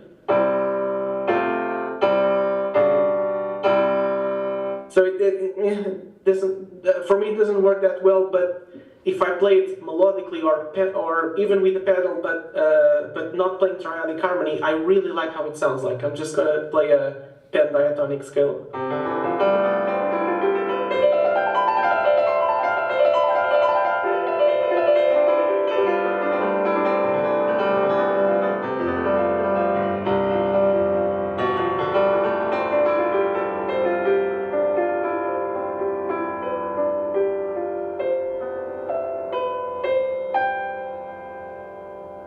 If I don't use triadic harmony, or if I use like fourths, for example, I think it also works quite well.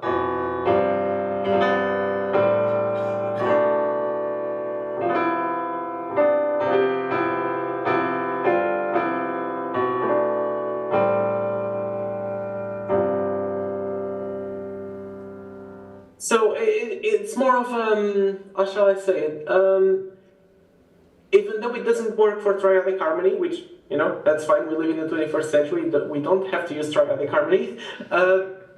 But I could use it for, you know, to play more microtonal sounding stuff.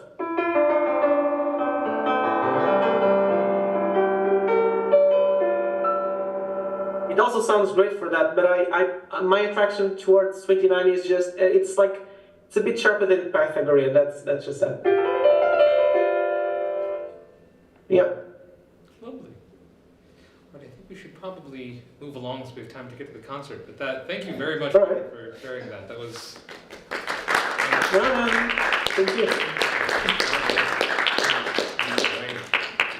Here, we'll sign off. Talk to you soon. Bye-bye.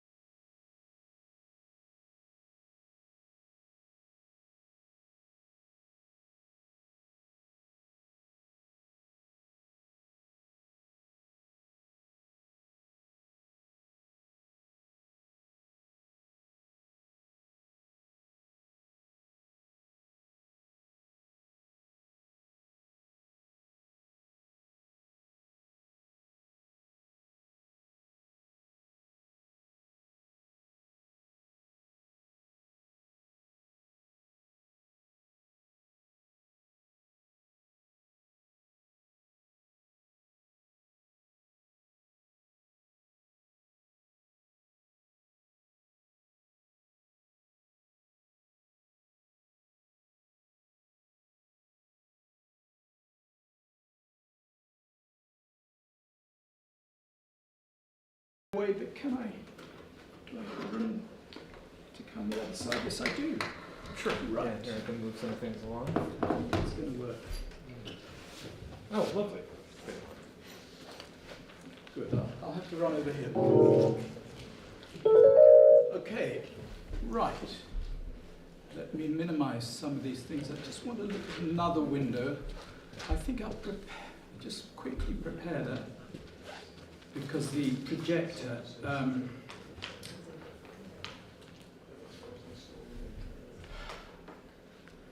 just bear with me.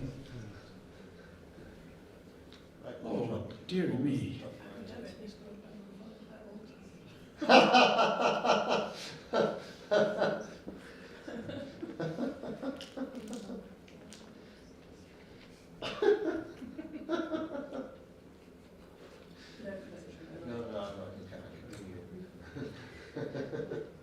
Oh, that didn't work, did it?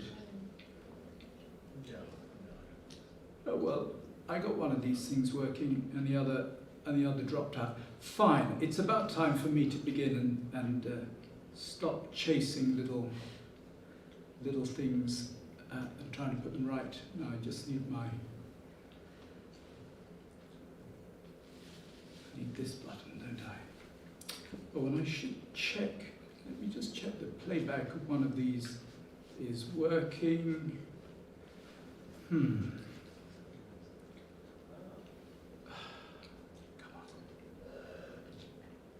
on. Yeah, all right, good.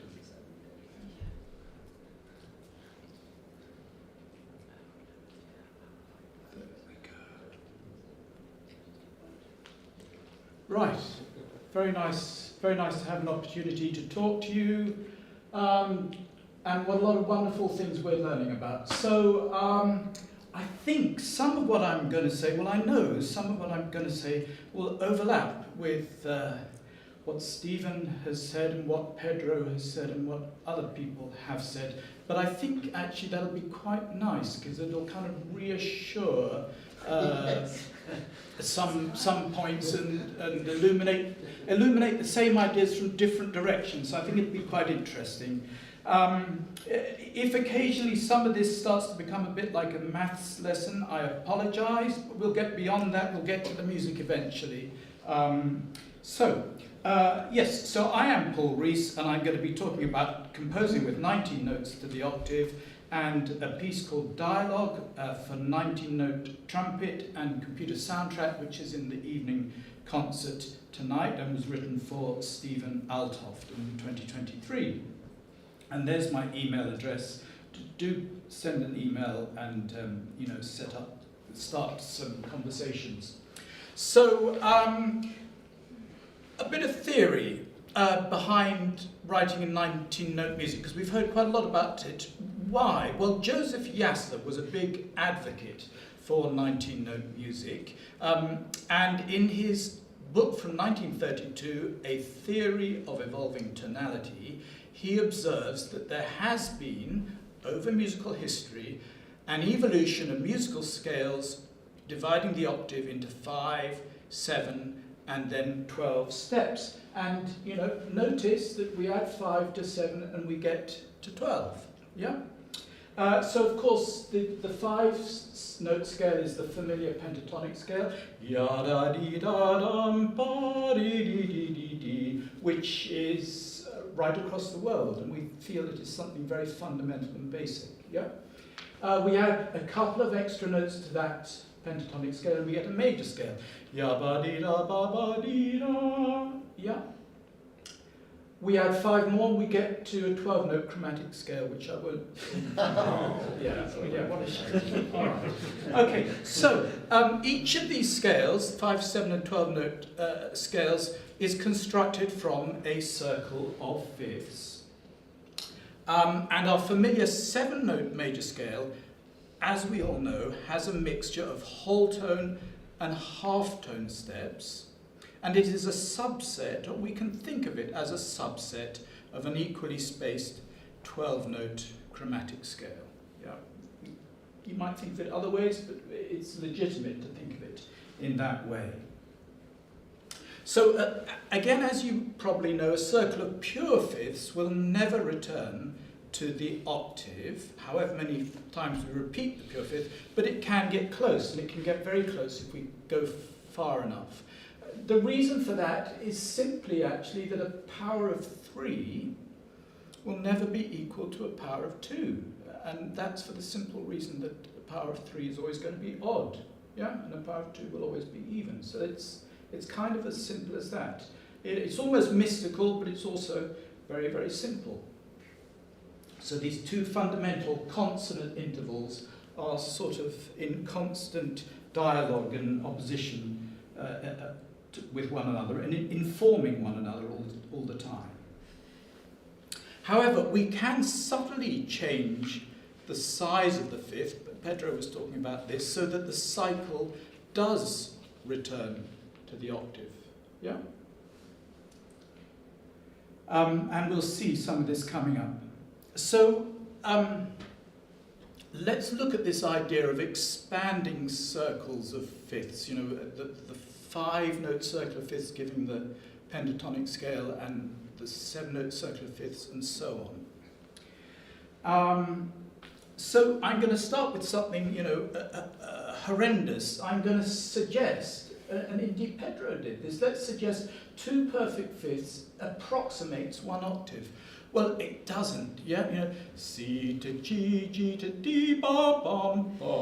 Okay, so it's an octave plus a whole tone. What a dreadful thing to suggest. But it is an approximation, and if anybody's ever studied fugal answer, you know, when you're writing a fugue, you kind of learn that you get away with the idea that a melody with a fifth in it is kind of similar, feels similar to a melody with a fourth, you know. They can be functionally similar. Okay, so that is an approximation. Now, we come up with another approximation. 5 perfect fifths approximates 3 octaves. Well, if we think it through, we start at C, we go up 1, G, D, A, E, B. 5 perfect fifths up from C gets us to a B. So that's short of an octave, yeah? But it's a slightly better approximation, okay? 5 perfect fifths is approximately 3 octaves. Now, at this point, this is where I sort of become like a maths teacher, because I say, you may remember that if you have 2 equations, you know, one thing equals another, and then something else equals another thing, you're allowed to add those 2 equations together. Do you remember that? Yes? Yeah. All right. So we are allowed, therefore, to add both of these equations together, and we get this, that 7 perfect fifths is approximately 4 octaves. Yeah?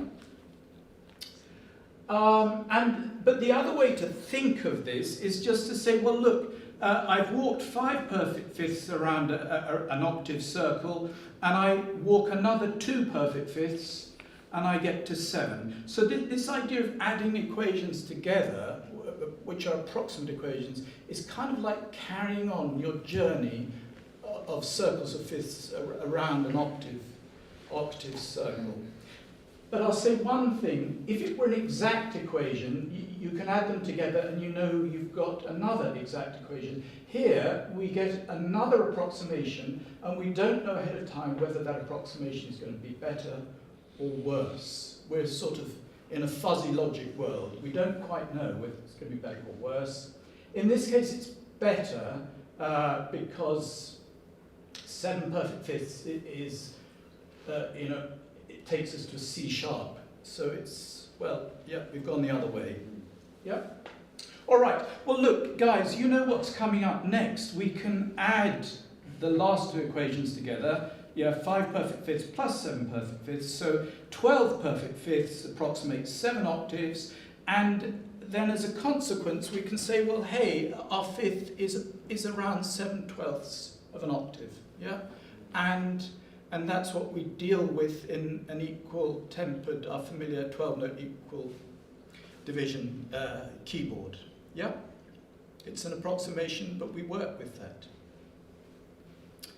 And perhaps that's where we are historically right now, or we have been in the recent past. So you know what's coming up next, don't you? We add these 2 equations together, 7 perfect fifths plus 12 perfect fifths.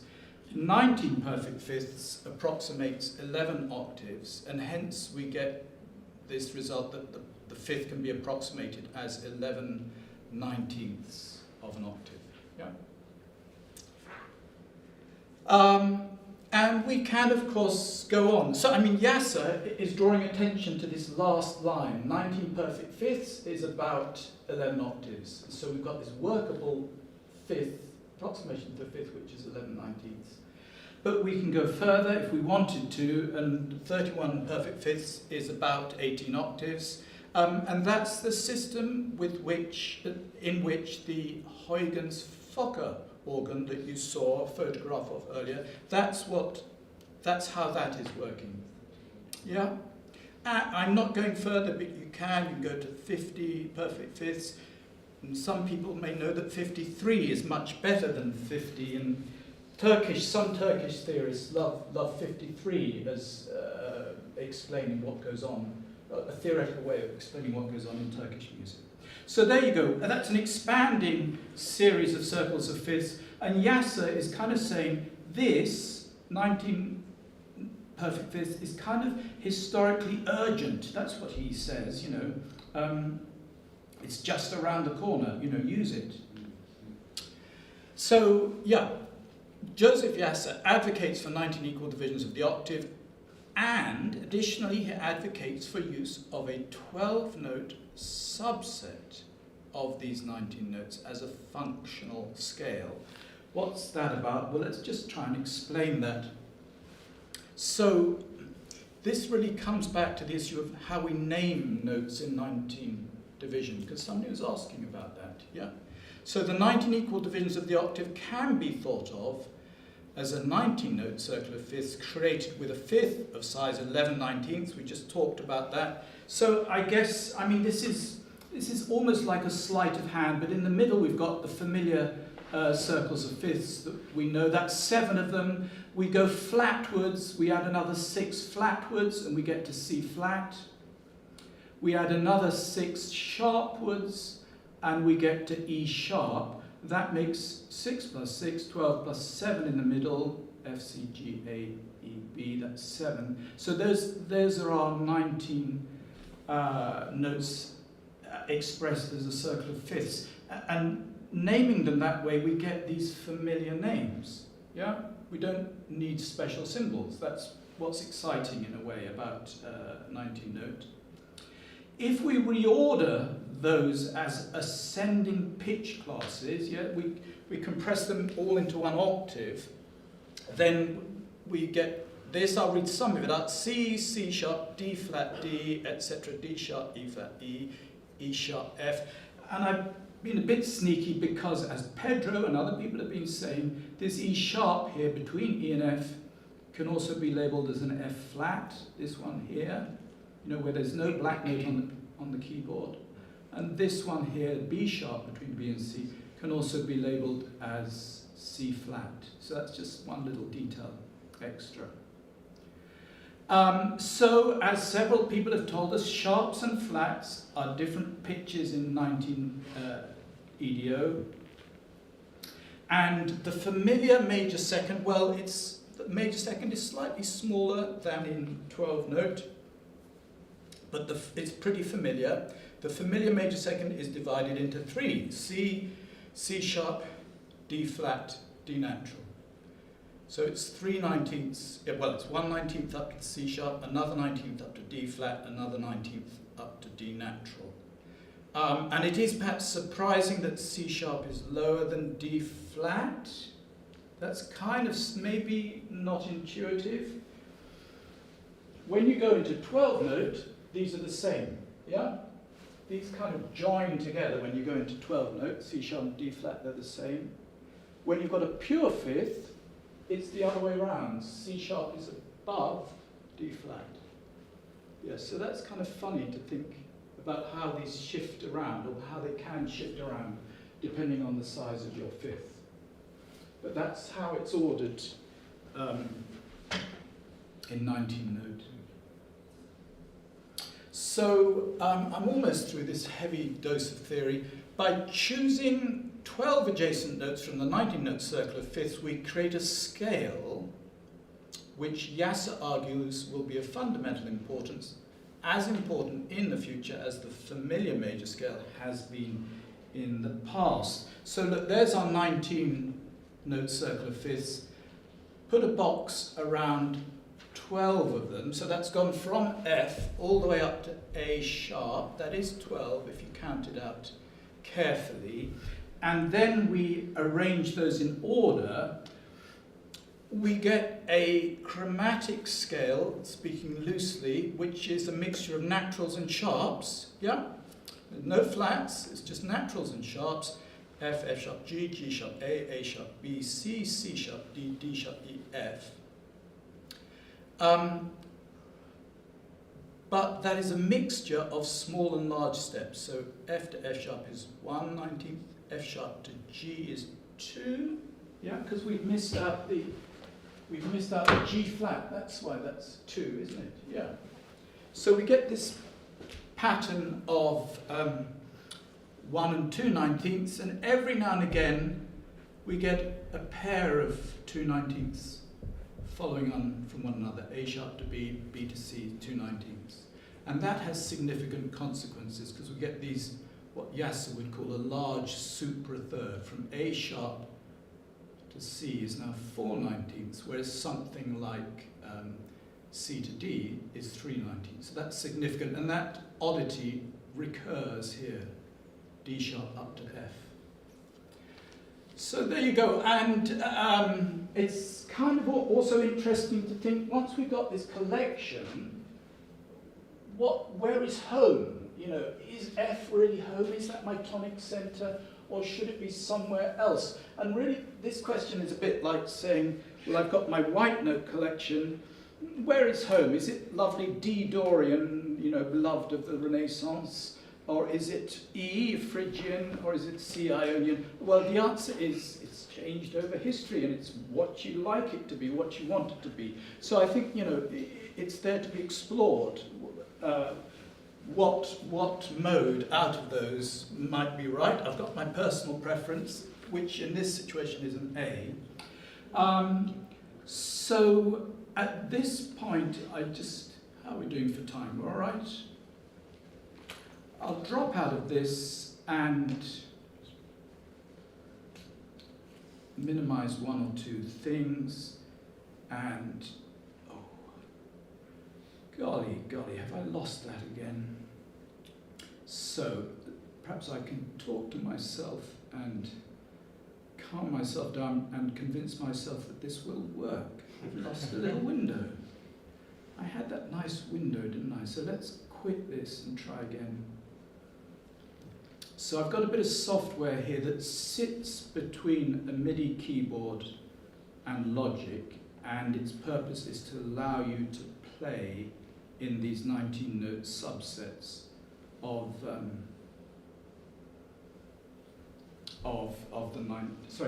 to play in these 12-note subsets of the 19. So yeah, that's an A, and that's A440.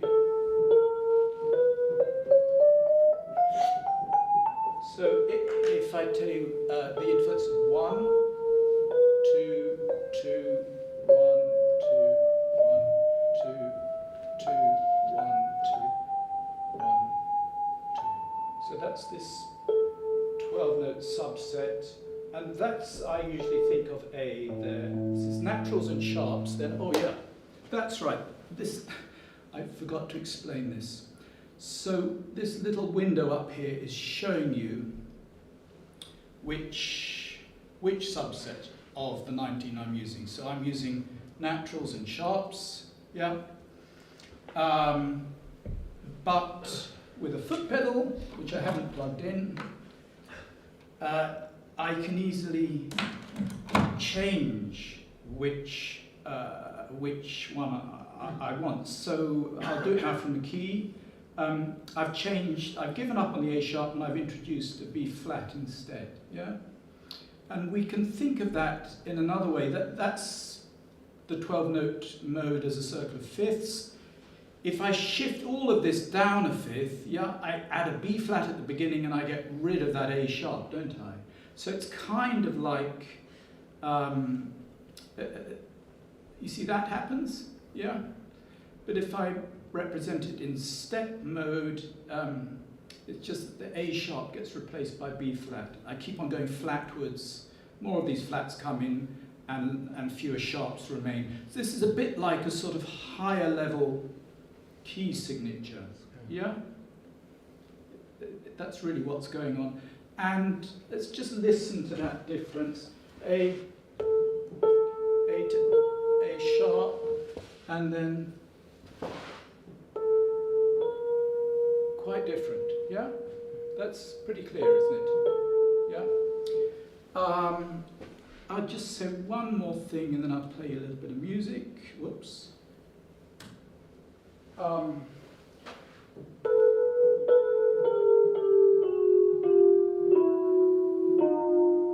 Right, so now I'm playing major seconds, and you hear every now and again we get to a major, these sound okay, and then I hit a major second, which is nasty,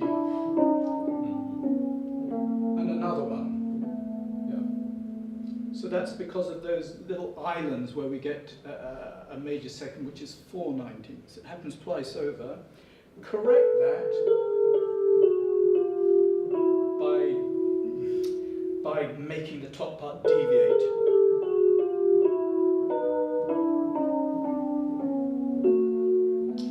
Ah, yes, which I use in the piece tonight. Right, so you'll hear that little trick coming in the piece.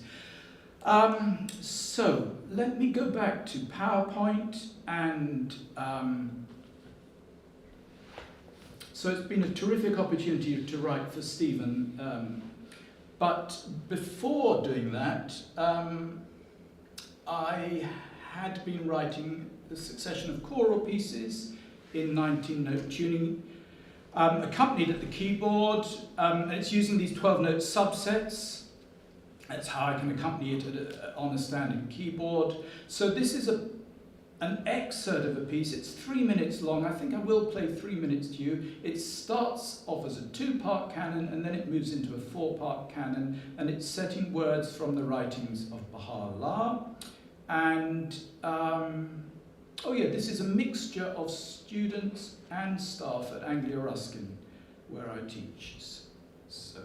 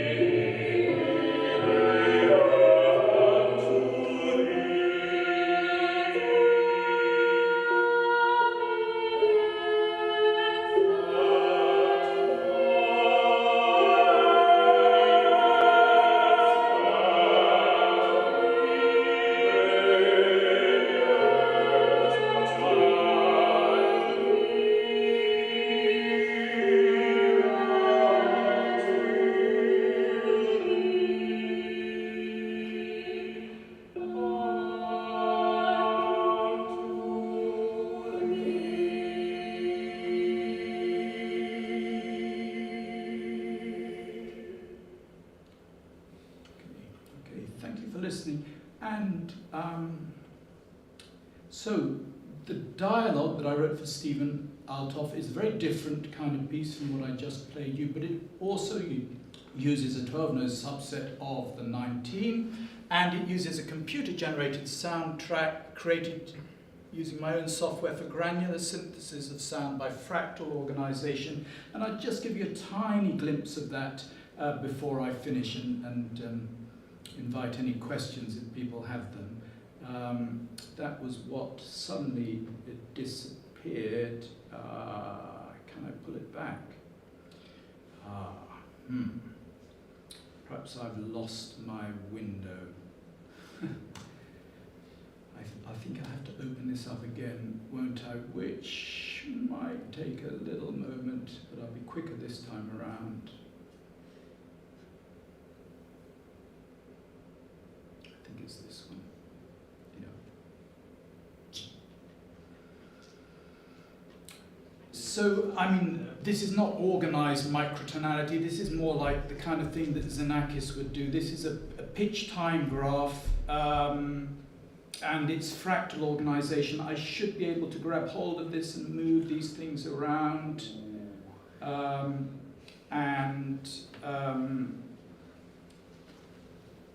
That's right. Then I can go back to where I was. Now I should be able to play this. Will it play? Has it forgotten it? So then let's try synthesizing this. Yeah, let's make this sound, and it'll cook while we have a question. Is it going to make it? Yeah, I think it's whirring away in the background, making this sound. Yeah, yeah. So, I was wondering how you trained the singers to sing 19, and how long it took, and what the degree of accuracy was. Yes. So, very good point. I should have said that Sibelius playback does accurate 19-note playback with a plugin. You can download a plugin, provided you've got a single line on a staff, that works fine. So I prepare score videos for the singers so they can take them home and rehearse and get used to it. And then I do rehearsals with them with a keyboard. And I just try and get it as good as I can, whilst keeping the experience a little bit enjoyable for the singers. Yeah. And of course, when I'm writing for your 19-note trumpet, the music can move fast and your intonation's accurate. Vocal music tends to have to move a bit more slowly for singers to center the notes. So that's significant. That was one of the lovely things about writing for you, is that I could sort of, felt like I was flying free, I could really... 22 years of practicing in 19, yeah. So it's taken me that long. No, well, I've done it before, of course, but I was wondering whether you thought about sending these pieces to Graham Hare, because Scottish Voices perform in 19. Yes, I really should do. Yes, I should. We've talked about that, and I really should do it. Yeah. I mean, I'd love to go and visit another university, sort of on a, maybe even a day workshop, and rehearse the pieces after having sent out score videos in advance. I'd love to do something like that as well. Well, I imagine, the just or close to just intervals help if you structure it that way.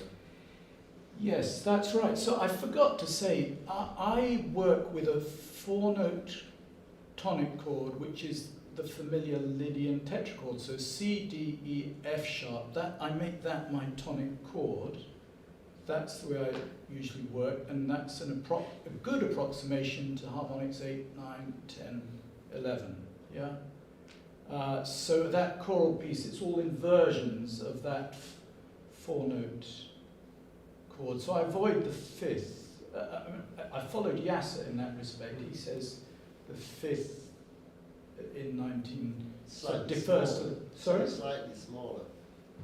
It's smaller, that's right, and he argues that that actually it makes way for the augmented 4th as a stable consonant. Okay. Which is kind of freaky because, of course, the perfect 5th's lower in the harmonic series. Yeah. But he argues it's all right, because we've kind of got more sophisticated. Yeah.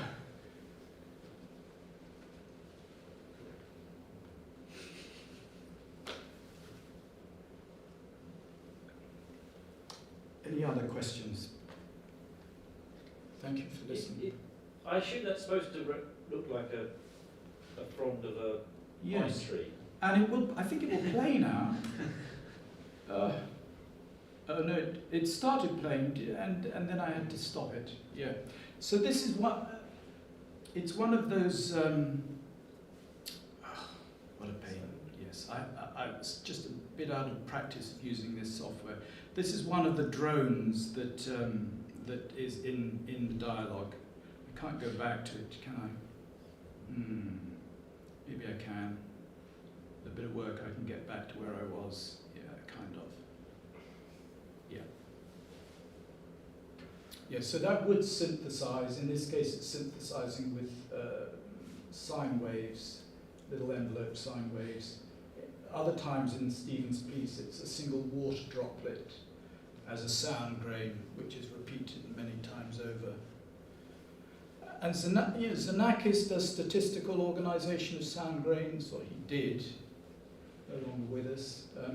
This is a different way of doing things with, oops, that screwed that up, didn't it? Yeah, so there we go, yeah. So this is fractal organization rather than statistical organization.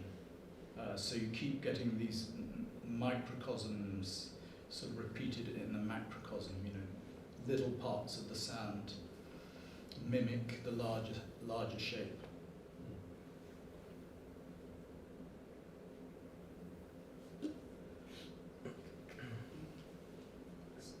I'm curious, you mentioned about the third and the 10th, sorry, being relatively similar to Justin's nation. And I just wonder what led you to the 19-tone scales. 22 approximates thirds fairly well also.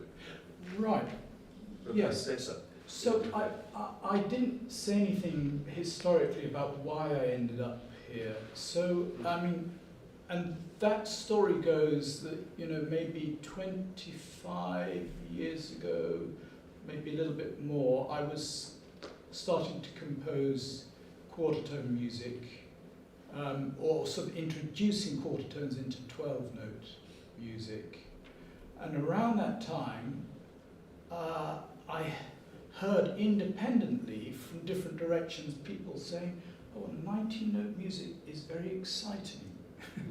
It was a weird time. It's kind of like I was chatting to my clarinetist friend Andrew Sparling, and he was saying, I'm about to go off and play a 19-note recorder that's been made, you know.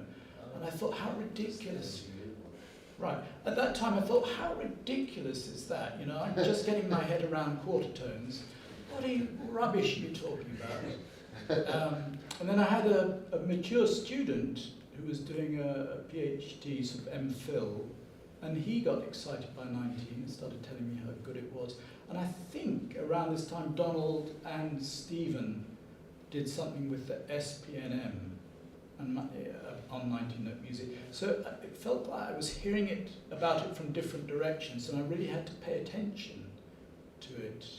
So that's how I got into it, and it is one of lots of different possibilities, and nobody should.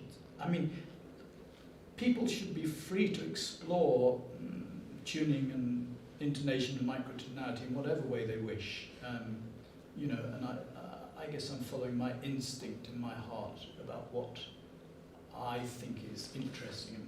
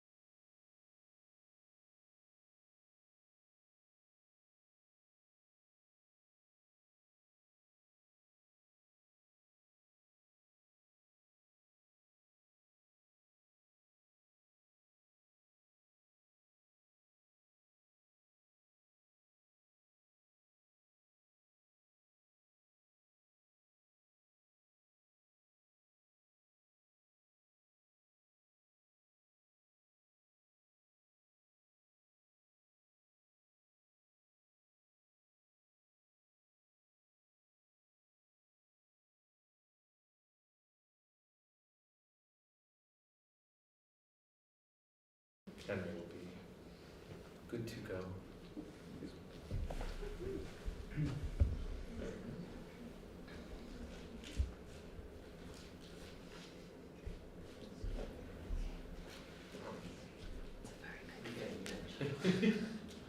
Hi everyone, so I'm Carla Rees. I'm a flute player. My main specialism is low flutes, and my true love is the alto flute. I kind of get boxed into low flutes because I played the piccolo. Well, that's not why I ended up on low flutes, but I used to play piccolo a lot and people were sort of like, oh, you must therefore play the bass flute as well. So, of course. But I really fell in love with the alto flute when I was about 14 years old and decided that was it, that was my future path, which became quite an interesting future path because I discovered there wasn't very much music written for it. The instruments were quite hard to get hold of at that time. Various sort of things, challenges in career path of a solo alto flute player.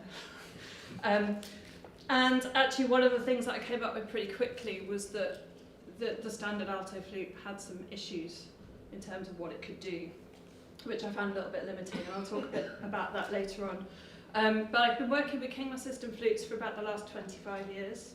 I've been working on developing a repertoire in collaboration with composers and also with the flute maker.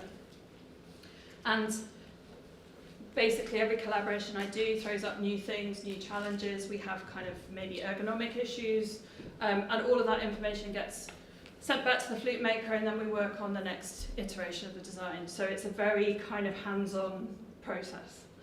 And I'm using the instruments as a research tool. I have the King System enabled on the flute, the alto flute, and the bass flute. And for me, it came to the alto first. So what you see here is actually the King System C flute. It's the little one. They did talk about putting it on a piccolo, but the keys are too small and too close together. It's not really viable. So my research, initially I was looking into the capabilities of the instrument and documenting those in my PhD, which you can actually see that online. There's a website, altoflute.co.uk, very easy to remember. And like Laura was saying earlier on, having this kind of toolkit it's invaluable, but it can also have limitations. What I love about it is the fact that the number of fingering possibilities on the King System alto flute are huge. So you can't possibly document everything it can do. So the toolkit is a starting point. And I found in the collaborations it made life a lot easier because you're starting from kind of a step up rather than having to explain the instrument over and over again every time. I work largely in solo and chamber music contexts. I formed the New Music Ensemble Rare Scale in 2003, so a lot of my work is still with them. And since my PhD, which I finished in 2014, quite a while ago now, I've been looking at different applications for the instrument. So continuing with repertoire development, because that's one of my main passions, but I'm also looking more broadly at how the extra capabilities that the King System offers can be applied in a range of contexts.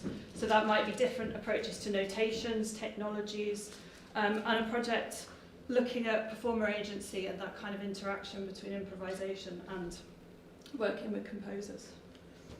So just very briefly, if you go on to the next slide, please, trusty assistant. This is the kind of timeline of the King System and the history of it. So Ava Kingma is a one-woman business. She does have somebody that she works for her, but she's essentially a one-woman pioneer living in the countryside in the Netherlands. And one thing I've been thinking about actually in putting this together of what a male-dominated world the microtonal world is. I mean, just looking around the room, there's me and Laura. But, you know, in terms of performers, you know, it's often male performers. In terms of composers, often male composers. And in terms of flute makers, actually, it's quite astonishing. As far as I'm aware, there are only 2 women flute makers. So it's an interesting, that was just an interesting thing I noticed. So Ava started, her uncle was a flute maker, and she opened a company in 1981.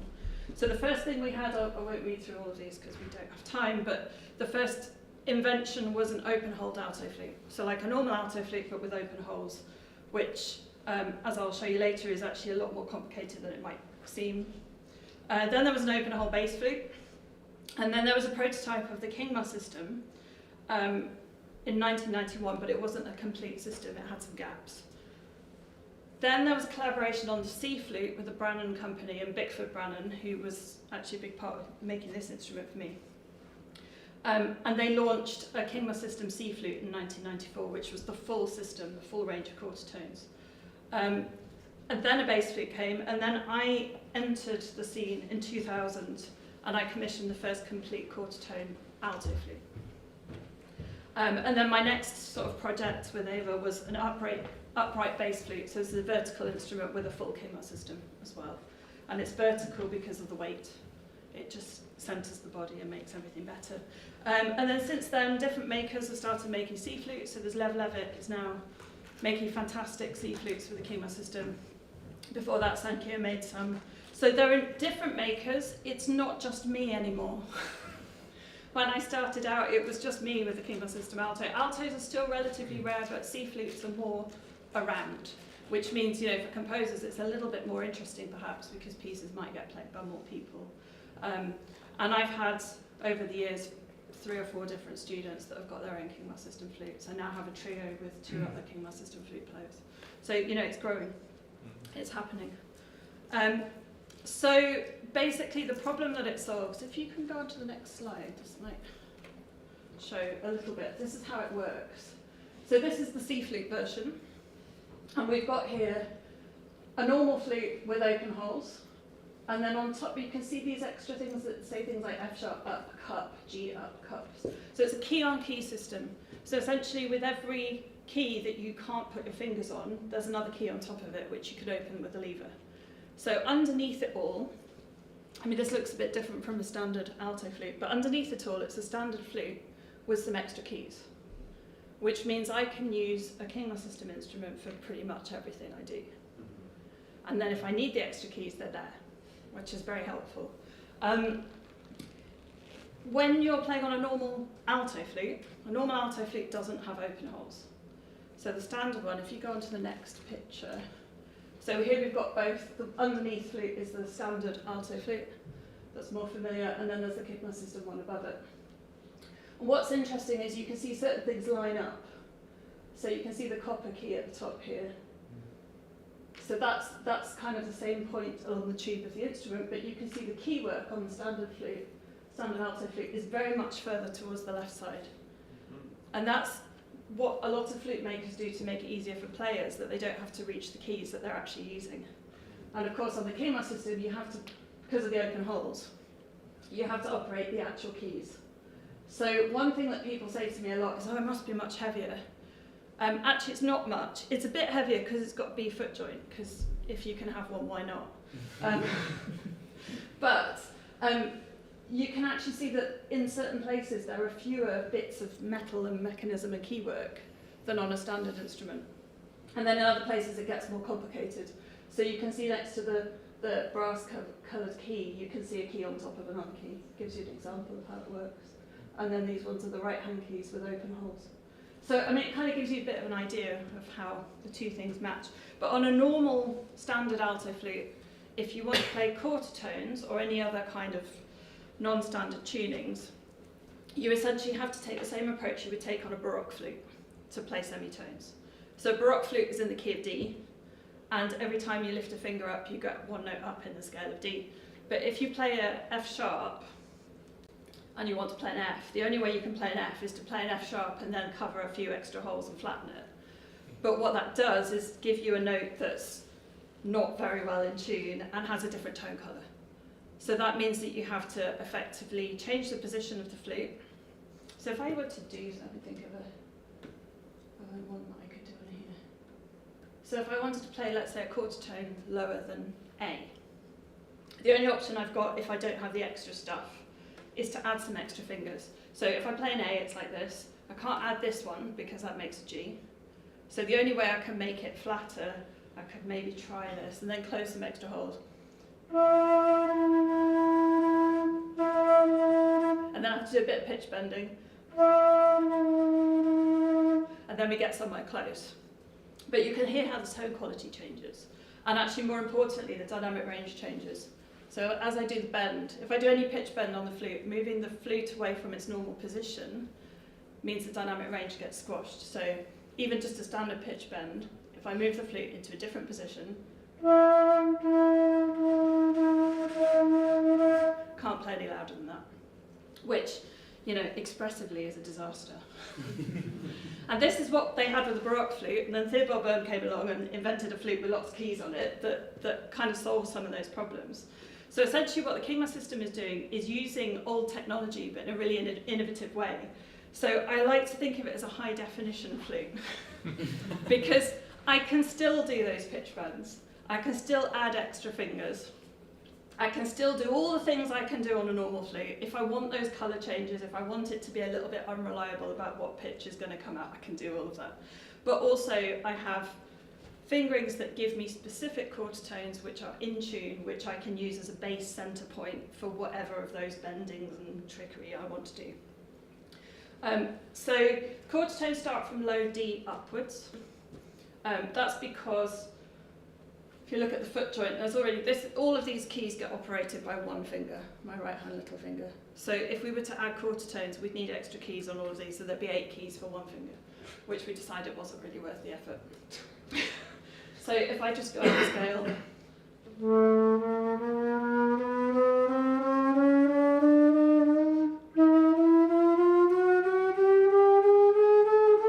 you get the idea.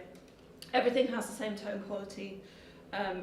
Everything can be adapted, tuned, played with the same kinds of dynamic ranges that everything else can do with it.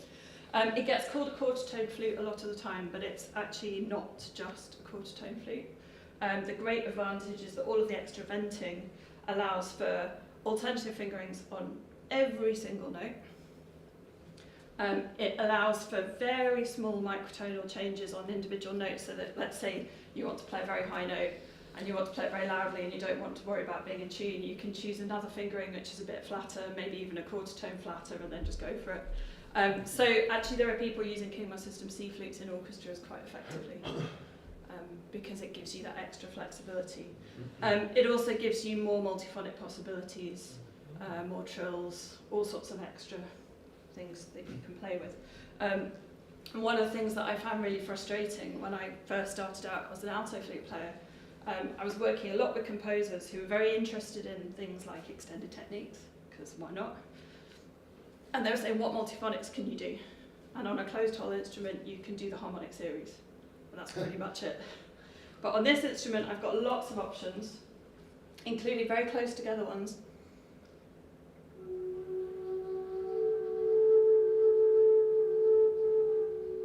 I mean, I could be in a room with that sound all day. But just being able to do things like that, you can't do that on a normal instrument. So it just opens up the possibilities enormously.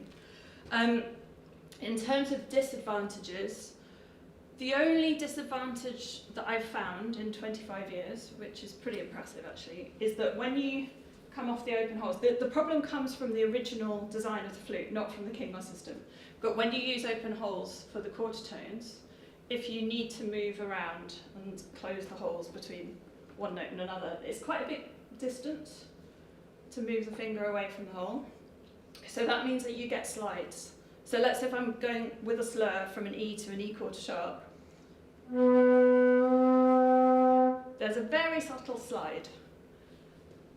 And there's no way around that apart from stopping the air. So if I re-articulate, it's not a problem. But any of those intervals over a slur, you get, you know, the glissando effect is not enough to be annoying. But for me, it loses clarity. If you're going very quickly between lots of different notes, it loses a little bit of the clarity. And that's because of the open hole. So if every single note had a key on key, then that would solve that. And the only other little tiny thing is the G sharp key. So this is the normal G sharp key. And there's a G sharp up, quarter tone higher, which opens a little hole at the back. And if I go between them, there's no way of smoothly going from one to the other. You have to lift. So that's the only other one where you can't do smooth movement. But I think to create a completely quarter tone instrument, to have those two minor things is pretty amazing. And a lot of what I've been discovering is just how much it changes how you think about the possibilities. And I think that's the important thing. And again, coming back to what was being said earlier on about collaboration, collaboration is central to my work. I think of problem solving as being a big part of the collaboration process. I love it when composers come and say, I've got this idea for a sound, how do we do it? I find it much less interesting if somebody says, okay, you do it this way. And I think having this instrument allows composers to think beyond the flute. And I think that's also a very important thing. There's a lot of new knowledge that have come out of these collaborations, both practical and embodied, which I tend to share through talks, workshops, other collaborations. So every collaboration I go into has all the knowledge of the previous ones that it can learn from. I teach flute players and composers, and I also have this ongoing collaboration with the instrument maker, Ava Kingma. So, you know, it's a kind of real cycle, and the composers are feeding in very centrally to the design of the instrument, which I think is also a very important thing. So going back to the problem solving, I think the idea of creative solutions is really, that's the exciting part. It's like we all want to have something we can play with that's going to stretch our imaginations just a little bit further. And this idea of things not being possible, you know, there might be limits where something's not practical in a particular context, but I've had lots of times where I've said to composers, okay, I can't do this yet, but it might take me 5 years, it might take me 10 years, but with enough time you can figure out how to do something, and you can learn new physical movements. It's the physical movements which are usually the biggest barrier, because there's an amount of time it takes to learn a new set of coordination skills. And my default, if I get asked to do a lot of kind of percussive mouth sounds, for example, in a sequence, in the end, when my brain reaches overload, my default position is to flutter tongue. That can happen sometimes. So, you know, those kind of programming of the brain, they're often the things that take the longest. But that involves then a little bit of patience from the composers to understand it's possible, but maybe it needs some time. I also think that the increased range of expression and techniques can make the repertoire more interesting. And it sustains me. I mean, I've been doing this for quite a long time now. And I think, you know, this idea of, as a performer, as a creative musician, we need challenges. I'm a complete challenge junkie, but it's really important to have new challenges that sustain us and that can keep us growing. And I do this because I learn all the time. And I think this is a really important part of being a performer, is having this ability to grow. I mean, I've said this many times, I still don't know how to play the flute to the level that I want to play it. You know, I'm learning all the time, and I learn from composers. And most of what I've learned about this instrument has come from the composers, which is wonderful. If you can go to the next slide. So this is just a very small selection of the composers I've worked with. I'm trying to catalogue them all. It's a little bit of a, well, it's a labour of love. I, so far in my catalogue, have 167 pieces for Kingma system flute of different sizes and different contexts. There are loads more that haven't made it to the catalogue yet, and I think in total it must be well over 800 pieces that I've had written for me. It's a growing collection, and these pieces have been quite often published. I set up a publishing company, Tetractus, just to help the composers that I collaborate with, because, you know, most of the time we do this, we don't have any funding, we do it because we want to do it. We do it because it's an interesting project and we're growing from it. So I set up Tetractus as a way of kind of supporting the composers and giving a sort of shop window. But it's been very interesting seeing flute players who don't know anything about, I mean, there's lots of pieces for standard instruments on there as well, but a lot of players, they see, oh yeah, what's this tab that says Kingma system pieces? What is this? And it gets them interested and it shows what's possible. So yeah, I mean, I could talk for hours about all these different collaborations, and I won't, but I think, you know, you can get a sense from some of the names. There's a lot of different styles of composition that are covered there. A recent collaboration was with the Iranian composer David Jafori, and he's been working on a piece for a trio of Kingma system flutes, which is very exciting. If you go on to the next one, I know we're a little bit short of time, so I won't say much about these, but this is a couple of pieces that I'm going to be playing later. And Eddie's going to talk about his own piece, so I won't encroach on his territory right now. But this is a piece by Sun Ji Hong called Fatni, which was written in 2023. What was very interesting about this is that we got together in workshops. She's based in the US now, but we did a workshop, and she was interested in overblowing upper partials and what could be achieved on the alto flute. And it was, for me, a real kind of important moment because I've always thought the alto flute is like an upside down flute, in the sense that on a flute, the high harmonics are strong and you get this brightness of sound. But the alto flute is designed so the low register has a lot of resonance, which means the upper partials are weak. So compositionally, if you think of it as an upside down flute, it suddenly makes a lot of sense. The low register is where we have the strongest dynamic range. It's where we have the most expressive potential. The high register, any kind of loudness, mostly comes from air in the sound, not from the pure sound itself. And she was writing a lot of harmonics and things, and we kind of discovered that the best way to achieve the sounds that she wanted was to focus in on the resonance of the low register and to use that as a basis, and then let the higher things flow from there. So she's notated everything, you can see on this kind of bottom couple of lines, she's notated everything as actually standard notes rather than harmonics because they sound more effective. And again, I could talk for hours about harmonics on this instrument, but there's not time for that. If anybody wants to have a chat about nerdy things like that, I'm very happy to. But we worked a lot as well on the opening pitches, of finding a pitch area which meant it was very easy to move around the quarter tones. So the pitch that she starts on is the F sharp 3/4 sharp. I play an F sharp, I add a key, and it goes quarter tone higher. So I've still got my bass fingering of an F sharp and I can easily move on and off. It's very simple. So that's a really nice opening, sort of example of an opening. And then some of the other things we did in here was work around microtonal trills, some overblowing, some amazing multiphonics, various different things like that. And if you go to the next one, so this is, I mean, you can tell immediately from looking by the score, this is a very different type of composer. This is Class Beal. I've worked with him many times. We've worked on quite a few pieces now. And I commissioned this from him to celebrate the 20th anniversary of Rhys 2023. And you can see his approach is much more of a complexity approach. There's a lot of detail in the score. There's a lot of kind of quite controlled microtonal writing. But I feel like he really knows how to challenge me and the instrument. So that's one reason why I'm playing it. And I think it's beautiful music. And it shows how expressive it's possible to be on this instrument.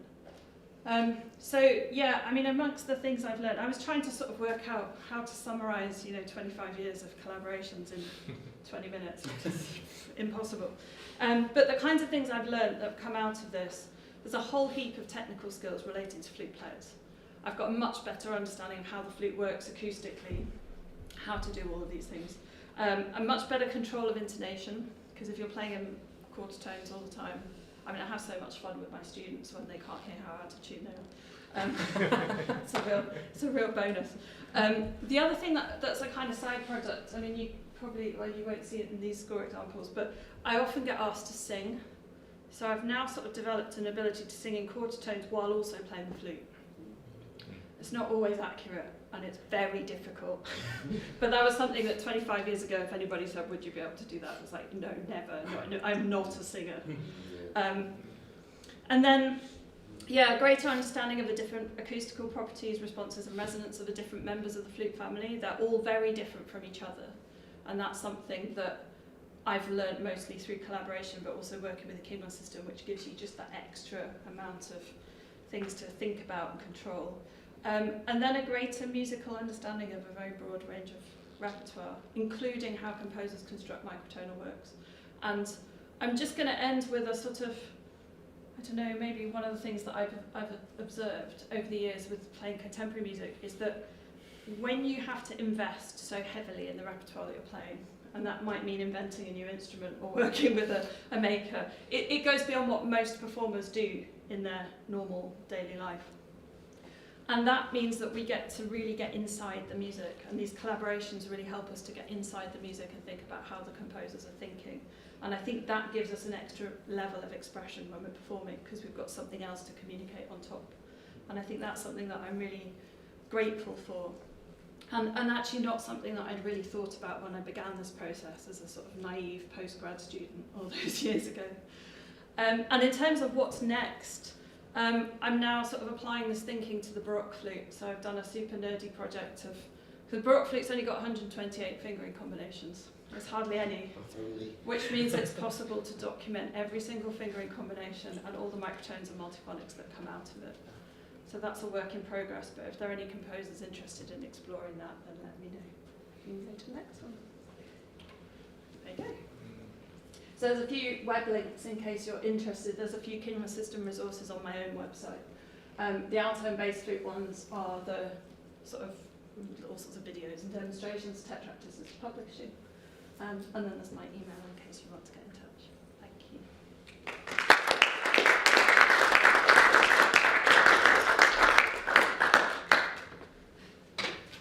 Any questions? Yeah. What inspired, like, there wasn't a repertoire, there wasn't barely a flute even. What on earth inspired you to pursue this from the beginning? I like the sound of the alto flute. I think that's where it started.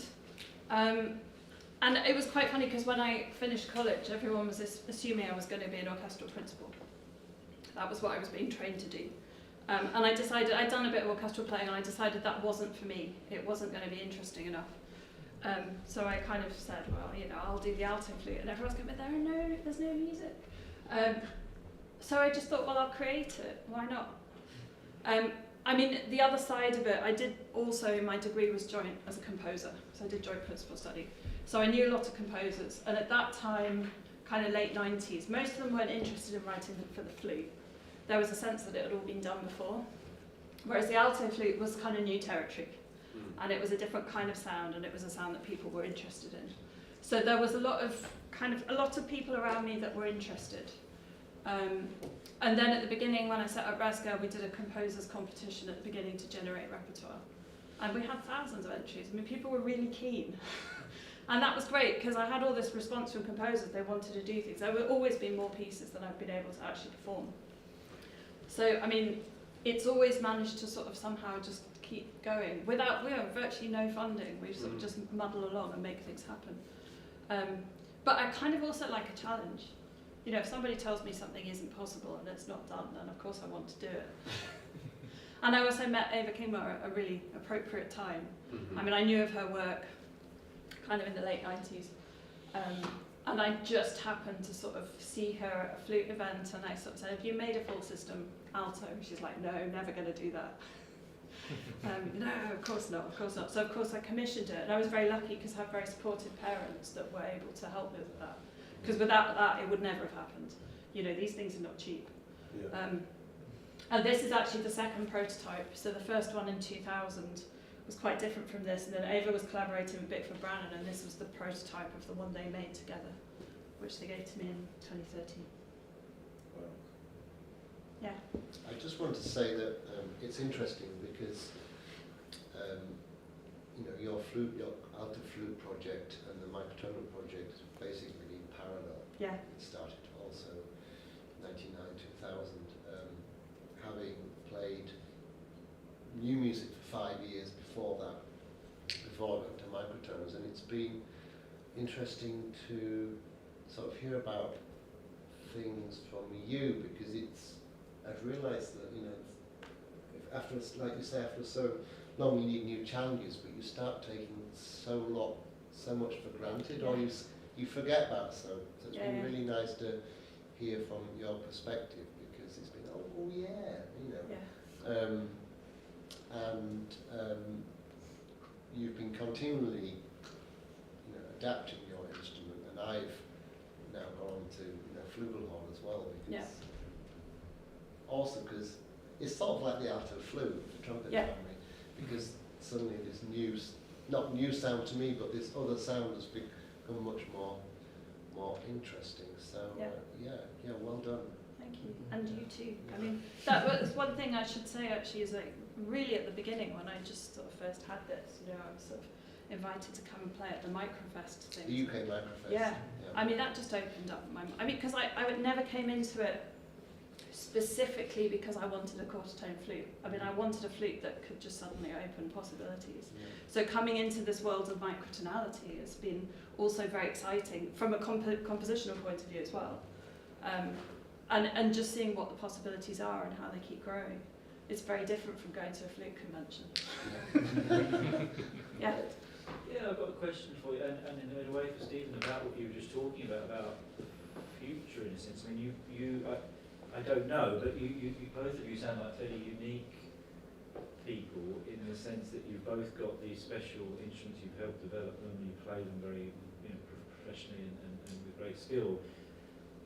But of course, as a composer, you're kind of then you can't assume that these things are generally available. So I've been writing a piece recently, and they were very open to writing pieces in microtones, which I did, but they just do what they can on the conventional instruments. There was no question. So there's a flautist there who plays bass, flute, and piccolo, but there was no question of using a specialist instrument. Yeah. They don't. I don't know. They presumably know about them, but they haven't got them, and so you just have to accept that what you were saying before, that the tone colours will vary, and they can play the quarter tones and microtones after a fashion, and you just put up with. Well, that's just part of what the composition is. That the colour's going to change, and it's part of the way you think about it. Whereas when I'm when you write for you've got the whole system whereby you can actually play it right more normally in a sense without thinking about that.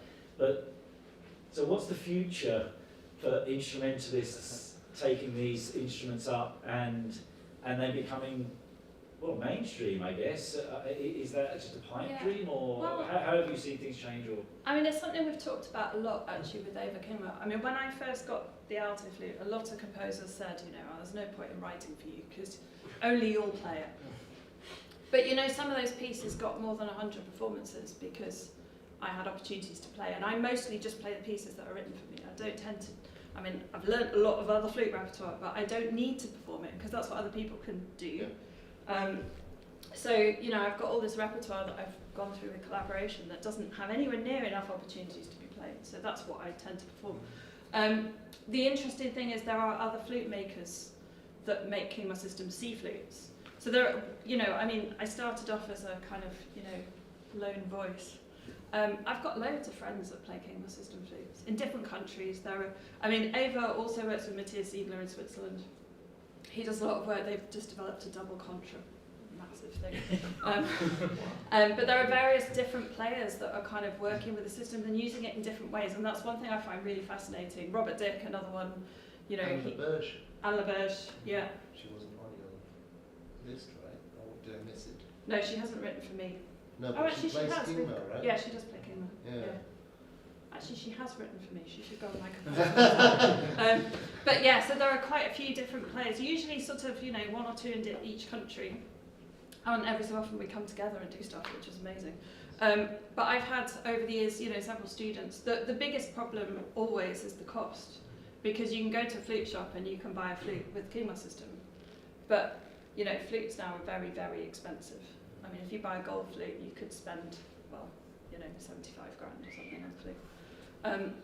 The Kingma system isn't hugely more expensive, but the way that Sankyo got around it was to use a lower level instrument. So it was a kind of more expensive instrument, but using a kind of student model flute underneath, so that the base level of the flute wasn't so much.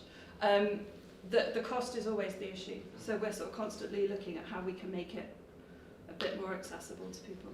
But there's also the learning time for a professional flautist who's perhaps very versed in new music, but has learned how to do their microphones on their sound instruments. They're going to have to learn a whole new system. It's really quick. Oh, right. So I got I'll tell them that next time. Yeah, my first Kingma system flute, I got it, picked it up over the weekend, and then did a recording session on it on the Monday morning. Oh. Because it's so logical. It's just you take a normal fingering. Actually, you might have noticed from some of those scores, a lot of the notation is in sharps. And that's because essentially you take a normal fingering and then you do something to modify it upwards to give you a quarter tone upwards. Whereas with breath instruments, if you go down. Yeah. And yesterday, you weren't here yesterday, but in terms of quarter tone trumpets, most of my new music colleagues in Germany and Europe have one. They've, because when to convert, especially if you use used parts, workshop, it's it's between €300 and €500, and there are yesterday I put pictures of everyone who had sort of quarter tone instruments. With the 19 division, I am the only person on the planet playing trumpet in 19 divisions. But having said that, you know, since I began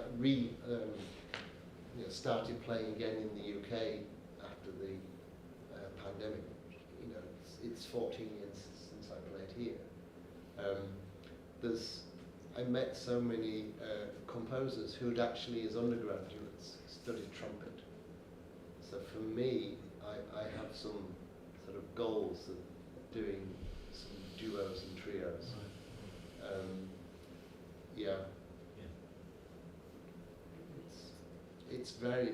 I mean, someone might say, oh, you play new music and then you're playing in one tuning, but for me, actually, you know, through the microfests that I've ran, for me, microtonal music is not just about classical music, what we're seeing here this weekend, so actually it opens me out, it's brought me personally into improvising and now composing, as you know, so yeah, I think it's a very opening thing. Yeah. I would say. Yeah. And I think, I mean, the other thing that, in terms of kind of people playing on standard instruments, the other thing that we learn from this is how to think. So, you know, on a standard flute, you make quarter tones by flattening rather than by sharpening. But I've done quite a lot of work with certain pieces, making versions for standard flute. And there are certain compromises you have to make because some multiphonics you can't do because you don't have the holes to make that happen. But you can find alternatives. But by thinking beyond, then you can kind of come back and find something that will work that's maybe a slightly different version of the same piece, but it still works. I know Corinne Morsink's music's being played this weekend. Are you doing something tonight? Yeah, tonight. Yeah, so she wrote me a piece for the alto flute, and it's published in 2 different versions, so that somebody can play it on a standard instrument. And whenever I'm working with her, she'll write as if she's writing for the Kingler system, and then we modify it for whatever instrument is available for the person that's going to play it. But I think just having that open thinking for a composer is really important. Because if you just think, okay, I can't write quarter tones because they'll all be out of tune and quiet. You know, it's like Baroque composers having to write in D major all the time. And the interesting ones were the ones that didn't. Thank you. I should have included Laurie in that as well, of course, because you're in a sort of position of a quite unique person, perhaps. I don't know. She is. Great. I guess we should move on. Thank you so much.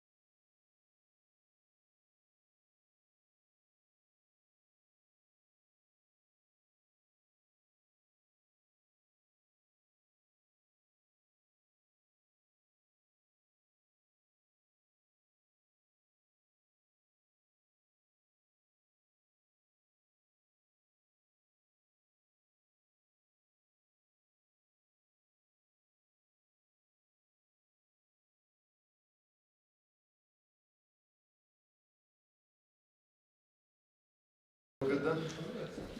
Brilliant.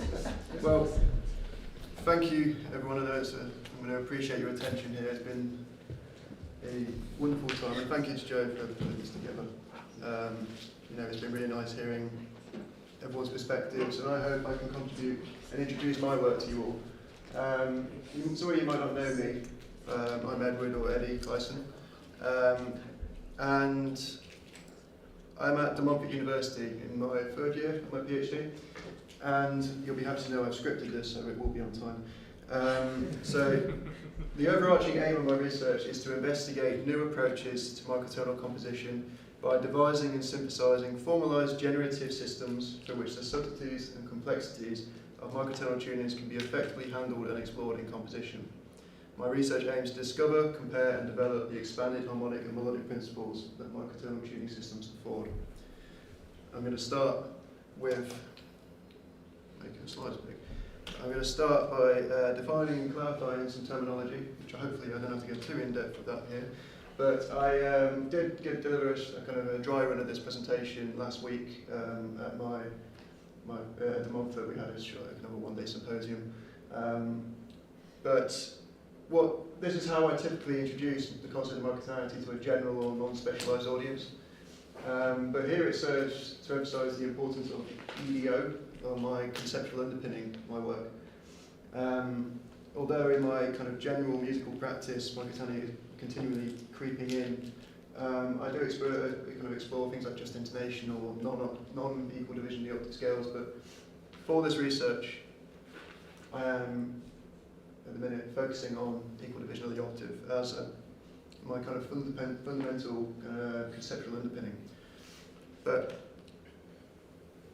in a pursuit of a definition to frame the practical and conceptual work contained within my research, it was highlighted that a clear and distinct definition of microtonality is notoriously elusive, as I'm sure some of you have found. It was proposed that the term microtonality in relation to this research relates specifically to the compositional technique of practically employing microtonal concepts. In stressing the importance on the employment of microtonal concepts being a conscious aesthetic decision to deviate from Western 12-video tradition, it positions the concept of microtonality as a compositional technique rather than a musical style or genre, as a vehicle for expanded musical expression and extension beyond the often unknowingly self-imposed confines of the 12-tone equally tempered system. This perspective of considering microtonality as an expressive device, and not a style or genre per se, contributes to the greater dialogue of interpreting what it means to be expressive in music. So, following the observation in my previous work and presentations that the term expression has developed a certain level of ambiguity, my previous work clarified that in the context of this project, expression or expressive refers to the effective use of methods or techniques through which the boundaries of musical composition are being pushed beyond conventional applications.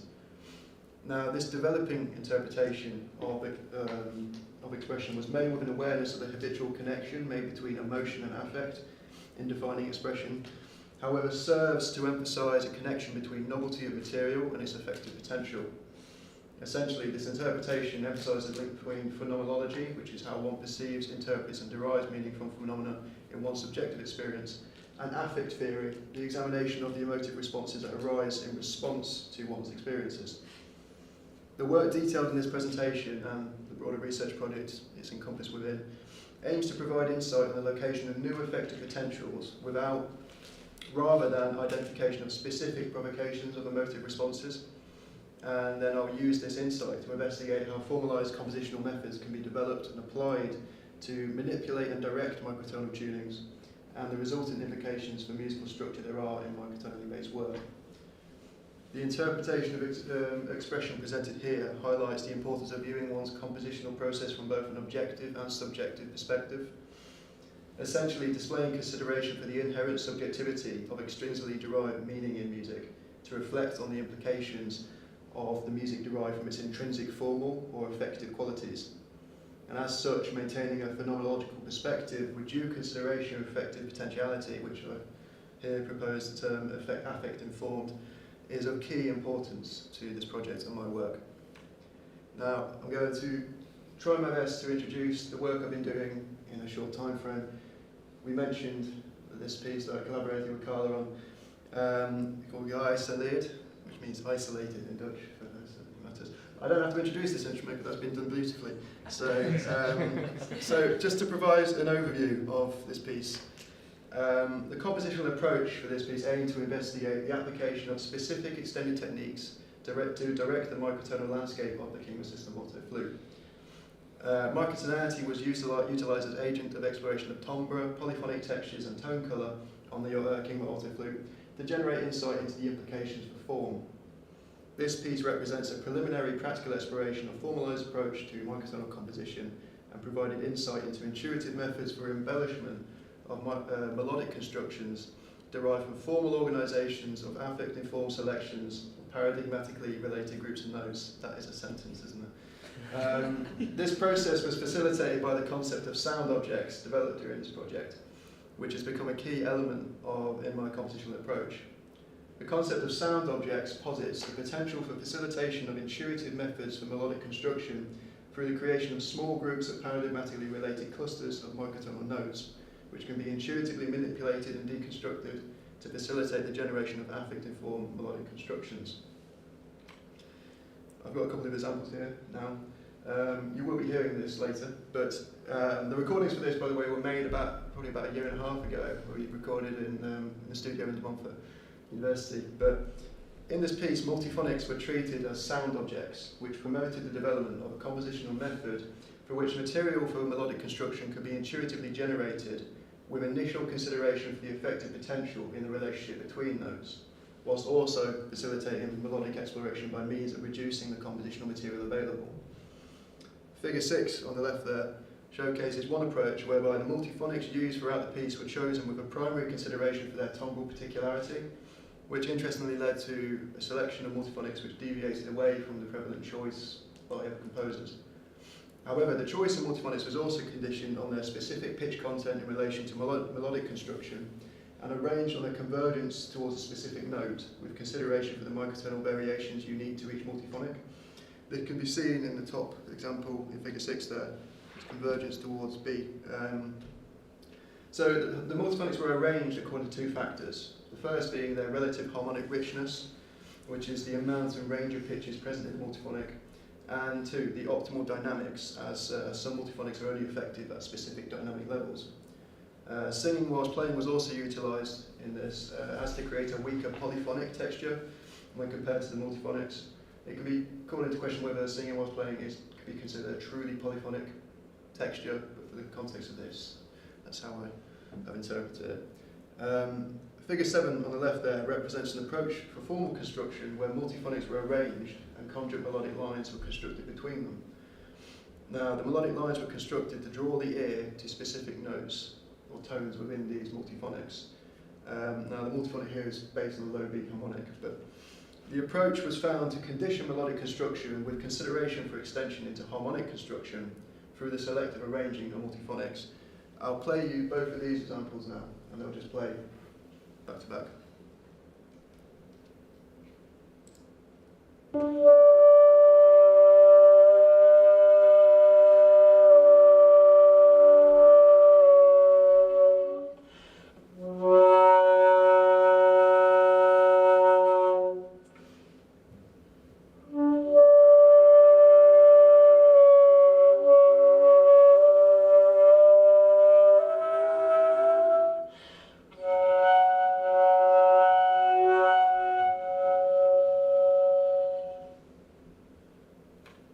So, doing my best here to summarise something that I've written a chapter that's about 6,000 words on. I'll put it onto one slide. But two major concepts that arose out of the compositional process for this piece are what I'm terming microtonal granularity and fluidity. Now, these concepts deal with methods for conceptualising and exploring the broader pitch field beyond the standard Western 12-tone frame. Now, the concept of microtonal granularity posits the significance in thinking in a broader, granular microtonal field, rather than limiting composition to a fixed division of the octave. Application of this concept promotes free movement between different divisions of the octave, or equal or non-equal division of any given interval into any discrete number of parts, which could have profound implications for structural organisations of form. Now, conversely, microtonal fluidity postulates a significance in thinking in a broader, continuous pitch field, considering the smooth and continual movement between two notes of any given interval without consideration for granularity. Now, the Kingma alto flute is inherently fluid in its microtonal capability, and therefore I found that thinking strictly in terms of a granular 24 EDO framework would prove limiting towards the instrument's compositional potential, which is something that Carla mentioned. Now, exploration of these concepts was a primary factor in the compositional approach towards my next piece, which I've entitled Altoft for microtonal trumpets. Now, this is still in its kind of early phases. I think I've reached a point where I feel like I'm done with it as a composer, and now it's the time to double check whether things I've written and make considerations for the performer. But just, I'm going to give a bit of an insight into my compositional process for this. Now, primarily this piece is written for both the 19-div and quarter-tone microtonal trumpets. However, as the trumpet is inherently fluid in its microtonal capability, being capable of smooth glissandi between pitches, I decided not to limit the composition to simply 19 and 24 EDO. Instead, I decided to compose for both instruments in 38 and 48 EDO, effectively doubling the pitch content available in each instrument. Now, my pre-compositional approach for this piece built on and developed the concept of sound objects that I previously discussed. However, as the trumpet doesn't afford the wealth of multiphonics that the flute does, I endeavoured to intuitively curate selections of harmonically arranged paradigmatically related groups of notes to form the compositional basis for the piece. Now, these objects in turn were sequentially ordered, and indicative melodic lines, or transitional tones, it's a work in progress term, were intuitively arranged between the objects, with consideration for factors such as voice leading through conjunct melodic motion, the relative harmonic richness of objects or groups of transitional tones, as well as the implications for perceived tension and resolution. Now, in total for Altoft, there were 6 sound objects with transitional tones between each object, and that's represented in figure 9 there. I won't go into too much detail about the various notational choices I've made there, but the main point to get across is that black notes refer to notes which are taken from 24 or 48 EVO, and blue notes represent ones from 19 and 38. Now, the notated sound objects and transitional tones were subsequently synthesized using retuned synthesizers, which enabled interpretation of the relationships between the objects and the perceived tension and resolution facilitated by the agency of voice-leading transitional tones between the objects. I'll play you an example here. I kind of just chose a synth sound that I liked at the time, and it kind of reminds me of like early computer music, so it's a little bit sparkly, so that's what you think.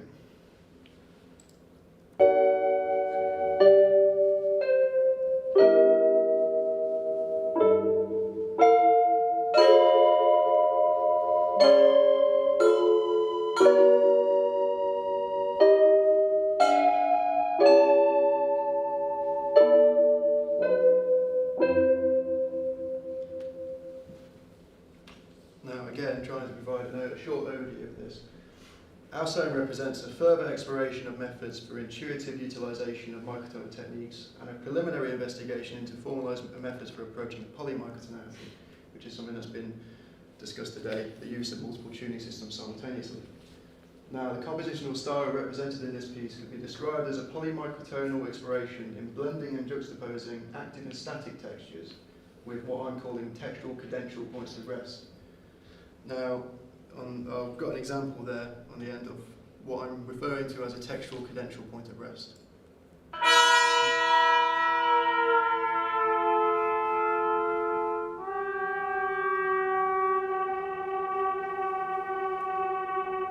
Should also say that is a sound library. It's Note Performer. I use Dorico for all my notation stuff. I found it's by far, I've used all of them at this point. Since Finale's had its finale now, so that's gone. Dorico is the best choice, and a lot of people will be moving across to Dorico from Finale. Sibelius, I used Sibelius for a long time, and got fed up of trying to deal microtonally in Sibelius. MuseScore is surprisingly good. So I actually sometimes I often use MuseScore for figures because I kind of like the way it looks, but Dorico seems to be the way to go. Note Performer is the sound library. It's actually quite a good sound library. So figure 11 here showcases a short excerpt from this piece, and it demonstrates the blending of active and static textures and approaching a textual cadential point of rest. Now bear in mind this is obviously a work in progress, but I'll play you the example here.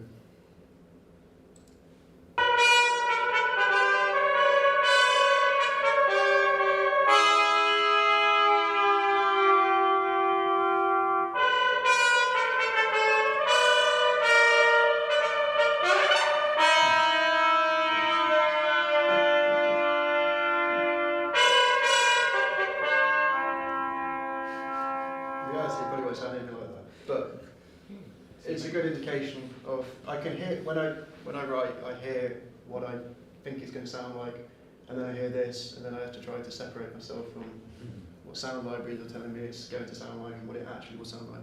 Particularly with the use of split tones, they just sound like these regal big moments, whereas it's just part of it, I suppose.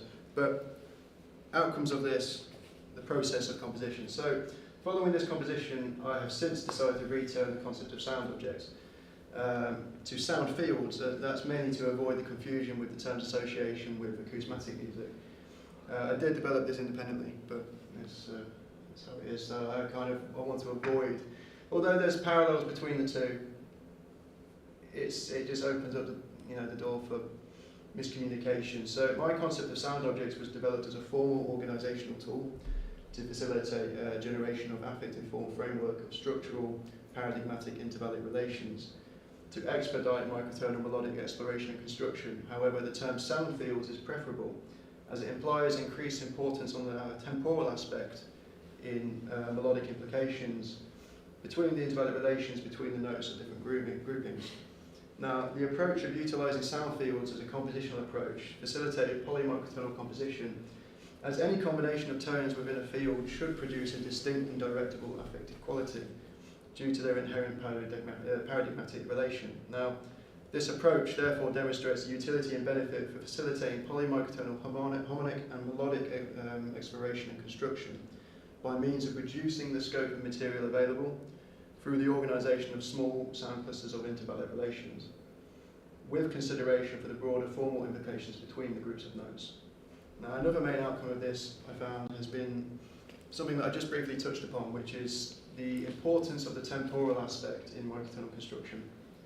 Now, the process of synthesizing those sound objects or fields highlighted the acousmatic nature of the objects and fields, as well as their semiotic potential in the pre-compositional process. Now, once they were synthesized, the objects and fields were perceived as a unity, or a gestalt, I guess you could say, and did not necessarily promote identification of the harmonic relationships between the different tones of the objects, nor attempt a description of tones to specific tuning systems.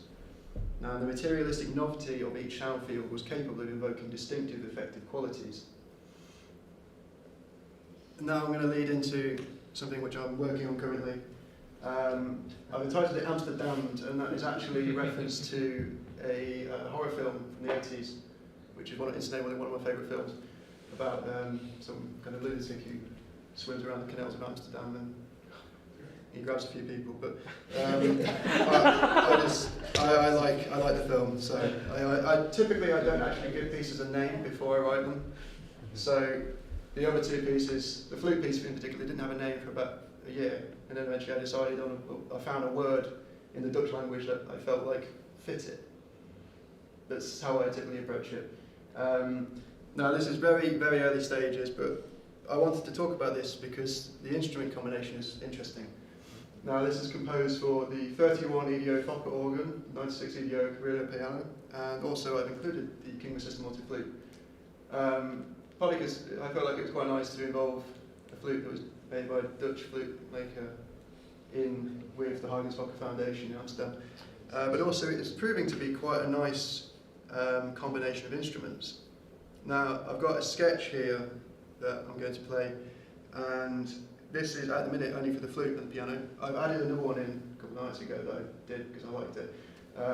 So it's just giving you an indication of where I'm going with this piece. But what this is an exploration of polymicrotonality, but then also polymeter. I'm really interested in.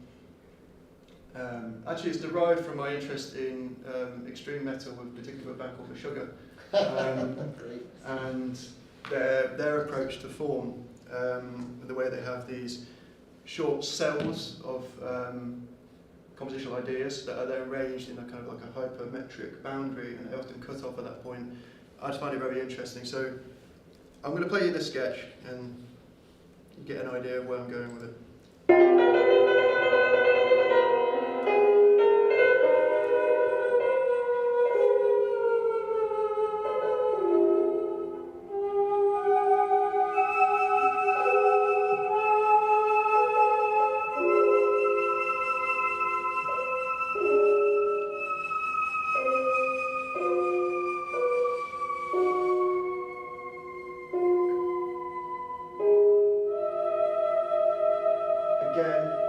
Sound library there, the synthesizer. Multiphonics are sounding huge, and there's a lot of tremolo in the sound. And also at the end, I already spoke to Carla about this, that really long drop at the end. I really like it. It wasn't what I was intending, but I really like it. So now I've got to figure out how I'm actually going to make that playable, which is part of it again. And that's could be argued as one of the benefits of actually being, we live in a time where we can actually use technology for composition, we can hear it in real time. And sometimes it spits back things at you that you didn't intend. but you quite like, and then it's actually making it playable, achievable, and that's, I think the collaborative approach there is often quite useful. No, I've basically gone through that. This is another sketch. I can't fit the whole thing on because I'm doing it in bars of 15/8 in the piano, which means I can't fit the whole thing. But this is a sketch that actually involves the organ. I've just included a couple of measures from it, just to give you a kind of a bit of a visual aid when you're listening to it. But essentially what I've done is I've intuitively generated a melodic line on the piano. Let's just say it's also limited to one octave because it's 96 notes per octave, there's 97 keys. It's from the middle C up. So this is just me playing around with this idea of polymeter, really. I've got the repeating 15/8 measure in the piano, which really allows your ear to actually acclimatise to it, and I found myself the day after doing this, I had that in my head all day, which, whether that's good or not is something else, but, and then playing around with how I can combine both the strictly granular instruments of the organ and the piano with the flute, which has this element of fluidity to the sound. So again, this is an okay sound, but it's probably not what it's going to sound like, but it gives you a flavour of where I'm potentially going with this piece.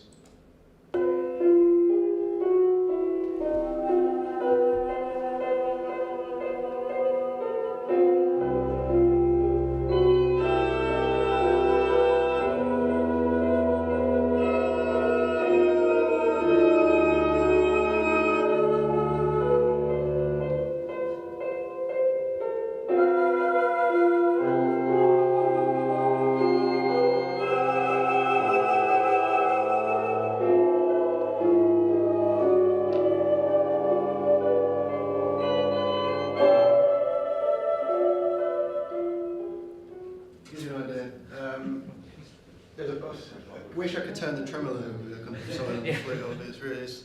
But that's no. So just I'm going to go. I know we're conscious of time here, but I'm going to give a little bit of a. I might leave that up when I invite questions. But where I feel like I'm going with my compositional style is rooted in polymicrotonality, polymeter, and also polytempo, because I find that really interesting. As I'm sure might come into some issues with how performers look at me when I suggest that idea, but and then there's the notational issues with that as well, because you then can't use notation software to play it back because it's just the capability isn't there, so you have to use maths to calculate how long it would have been in 4/4 bars and then hide those bars and then just put an arrow, and that's a whole thing that I haven't got there yet. But then also I mentioned already the kind of my interest in kind of extreme metal music and deriving things from that, but I'm also heavily influenced by experimental music, of course, but progressive rock, and then recently electronic music, which I've just really been enjoying, particularly microtonal electronic music. There's an artist called Sedish, who's phenomenal, and trying to bring all of this into some kind of syncretic blending of approach. So, yep. If you've got any questions, I'd be happy to answer them. So, thank you.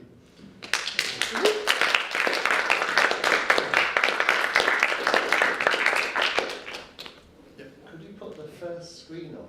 The first screen? Yeah. This screen? Yeah. And then could you come out from behind the desk a few steps? Oh, picture. And the unofficial bit to the left. And the unofficial photographer. Thank you. Missed it. You moved it so much. Yeah. Okay. I think there's just something I want to say, which is that it just makes me happy to see an alto flute part that doesn't look anything like flute writing. That's not to say it won't work, because it does completely work, but just seeing multiphonics written like that and pitch bends and that kind of fluidity, that's exactly the sort of thing we're talking about with the collaborations, that sort of, starting with the idea and then working out how to make it happen. I'm actually using guitar notation for the pitch bends. Because we can speak about how we notate that, I'm sure, but that's how I'm thinking about it. Because glissandi would give, for one thing, it would give it the wrong sound. Yeah. But then also, it's there's something I haven't mentioned, which, although I'm quite precise with the pitches I place on the score, I am actually quite open for the fact and considerate for the fact that in practicing with acoustic instruments, there's going to be a certain level of variability in achieving these pitches, and I don't mind that. I think that's part of it. I think that lends to a certain warmth almost in the performance. That's the fluidity that you're talking about, right? Exactly. So unless you're in like kind of strict clinical digital environments where you can expect accurate and consistent microtonal pitches, it's just that's my way of thinking about it. I know there's two ways of thinking. You can expect you really need it to be accurate, but if that was the case, I would probably indicate that in the score. But particularly with things like pitch bends, it's particularly there's a lot of pitch bends in the low register of the flute and the pieces being played later. They're more indicative. They're basically just the bend away from this note, bend down, and then there might be a note that's like kind of indicated what it should be bending towards. But if it doesn't get exactly there, it gives the effective quality of kind of effective nature of it, and but that's what I'm interested in. I think it's also about embracing the, one part of these instruments is that they're not entirely predictable. They're much more, my flute's much more complicated than a normal flute. So, there have been times when my finger gets stuck or, something just doesn't I don't quite manage to cover a hole in the way that those physical movements can sometimes create unexpected things in performance. And I think that's something composers, this kind of approach means that becomes part of the music as well, rather than something that you want to avoid. It's part of live performance. There was something else which was that I left the breaths in the recording, and then I did a conference with the M4C, which is, I should mention, is my funding. The HRC funding for the M4C, and they did a conference, and someone mentioned about the fact that they really liked that I left the breath in, and it's because it makes it feel like it's been performed. If you would remove it, you remove that aspect of it. So although I am going to be looking at digital or electroacoustic composition, at the minute I've been focusing on acoustic instruments. And there's the considerations you have to make for both the performer and the actual instrument itself. But when you approach it like I have, where I kind of I write what I want to have, or I want to achieve, and then you make it playable, and then you adapt it to both the performer, the instrument. That's been my approach. I think it's worked. So, yeah.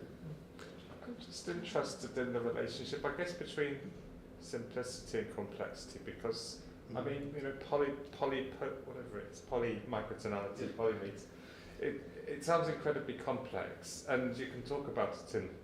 It's almost like the way you were just talking about your music, and then the way it sounds. I mean, it doesn't sound complex. There's something kind of direct and quite, I guess, sensual about it, and maybe the restrictions or the way you find a particular sound to focus in on that, and you just kind of focus in on that place. It's kind of interesting because is there a sort of bigger picture, I guess, simplicity or directness that you're trying to get to for that? You could imagine music that sounds, like Fernie-Howe or something coming out of the way it's being presented, but it's nothing like that at all. So I spent a lot of my time at undergraduate and my master's looking into formalised approaches, serialism for one thing, and in the end of my master's I did I wrote two pieces for piano, one tuned quarter tone flat or sharp, and they were heavily systematic, kind of like Boulez kind of inspired, where I had some incredibly complex system of determining what pitch was becoming, and then that would be bootstrapped onto what rhythm or what duration the note would have. It took me ages. And then at the start of the kind of collaboration with the flute piece, I was trying to do serial techniques to assist in the exploration of it, and I found it was making music that was a little bit too incoherent. So, although just formalised approaches. My formalised approaches have changed in the way that I want to mean by formalised approach. I also don't, even outside of this, I don't write in keys, and almost everything I write is based on the effective quality it gives me as the. Stravinsky said like he composes for himself and the hypothetical other, and I often think about that a lot because I'm writing music I would want to listen to, what I want to hear, but it's all, I think my compositional style is really rooted in tension and resolution, and like resolving from a dissonance to maybe a less dissonant dissonance, but it's all in that kind of thing. And that's to be honest, that will be something that I'll have to probably discuss in my dissertation, but in a reflective kind of. It feels like, I don't know about tension and release. I wasn't so. We only heard tiny bits, but it's almost like you're inhabiting a space. You're finding a really, really interesting space, and you're inhabiting that space in a way that feels quite free and fluid. And the complexities allow for that. You know, like polymeter means you're not stuck in a kind of. You've got a fluidity of time, and I guess you have a fluidity of pitch as well. It's no, it's just. That's where I think that's my direction. There's a compliment in in that. So yeah. Yep. We should probably. Yes, we should. I don't want to cut off, but really. Wonderful stuff.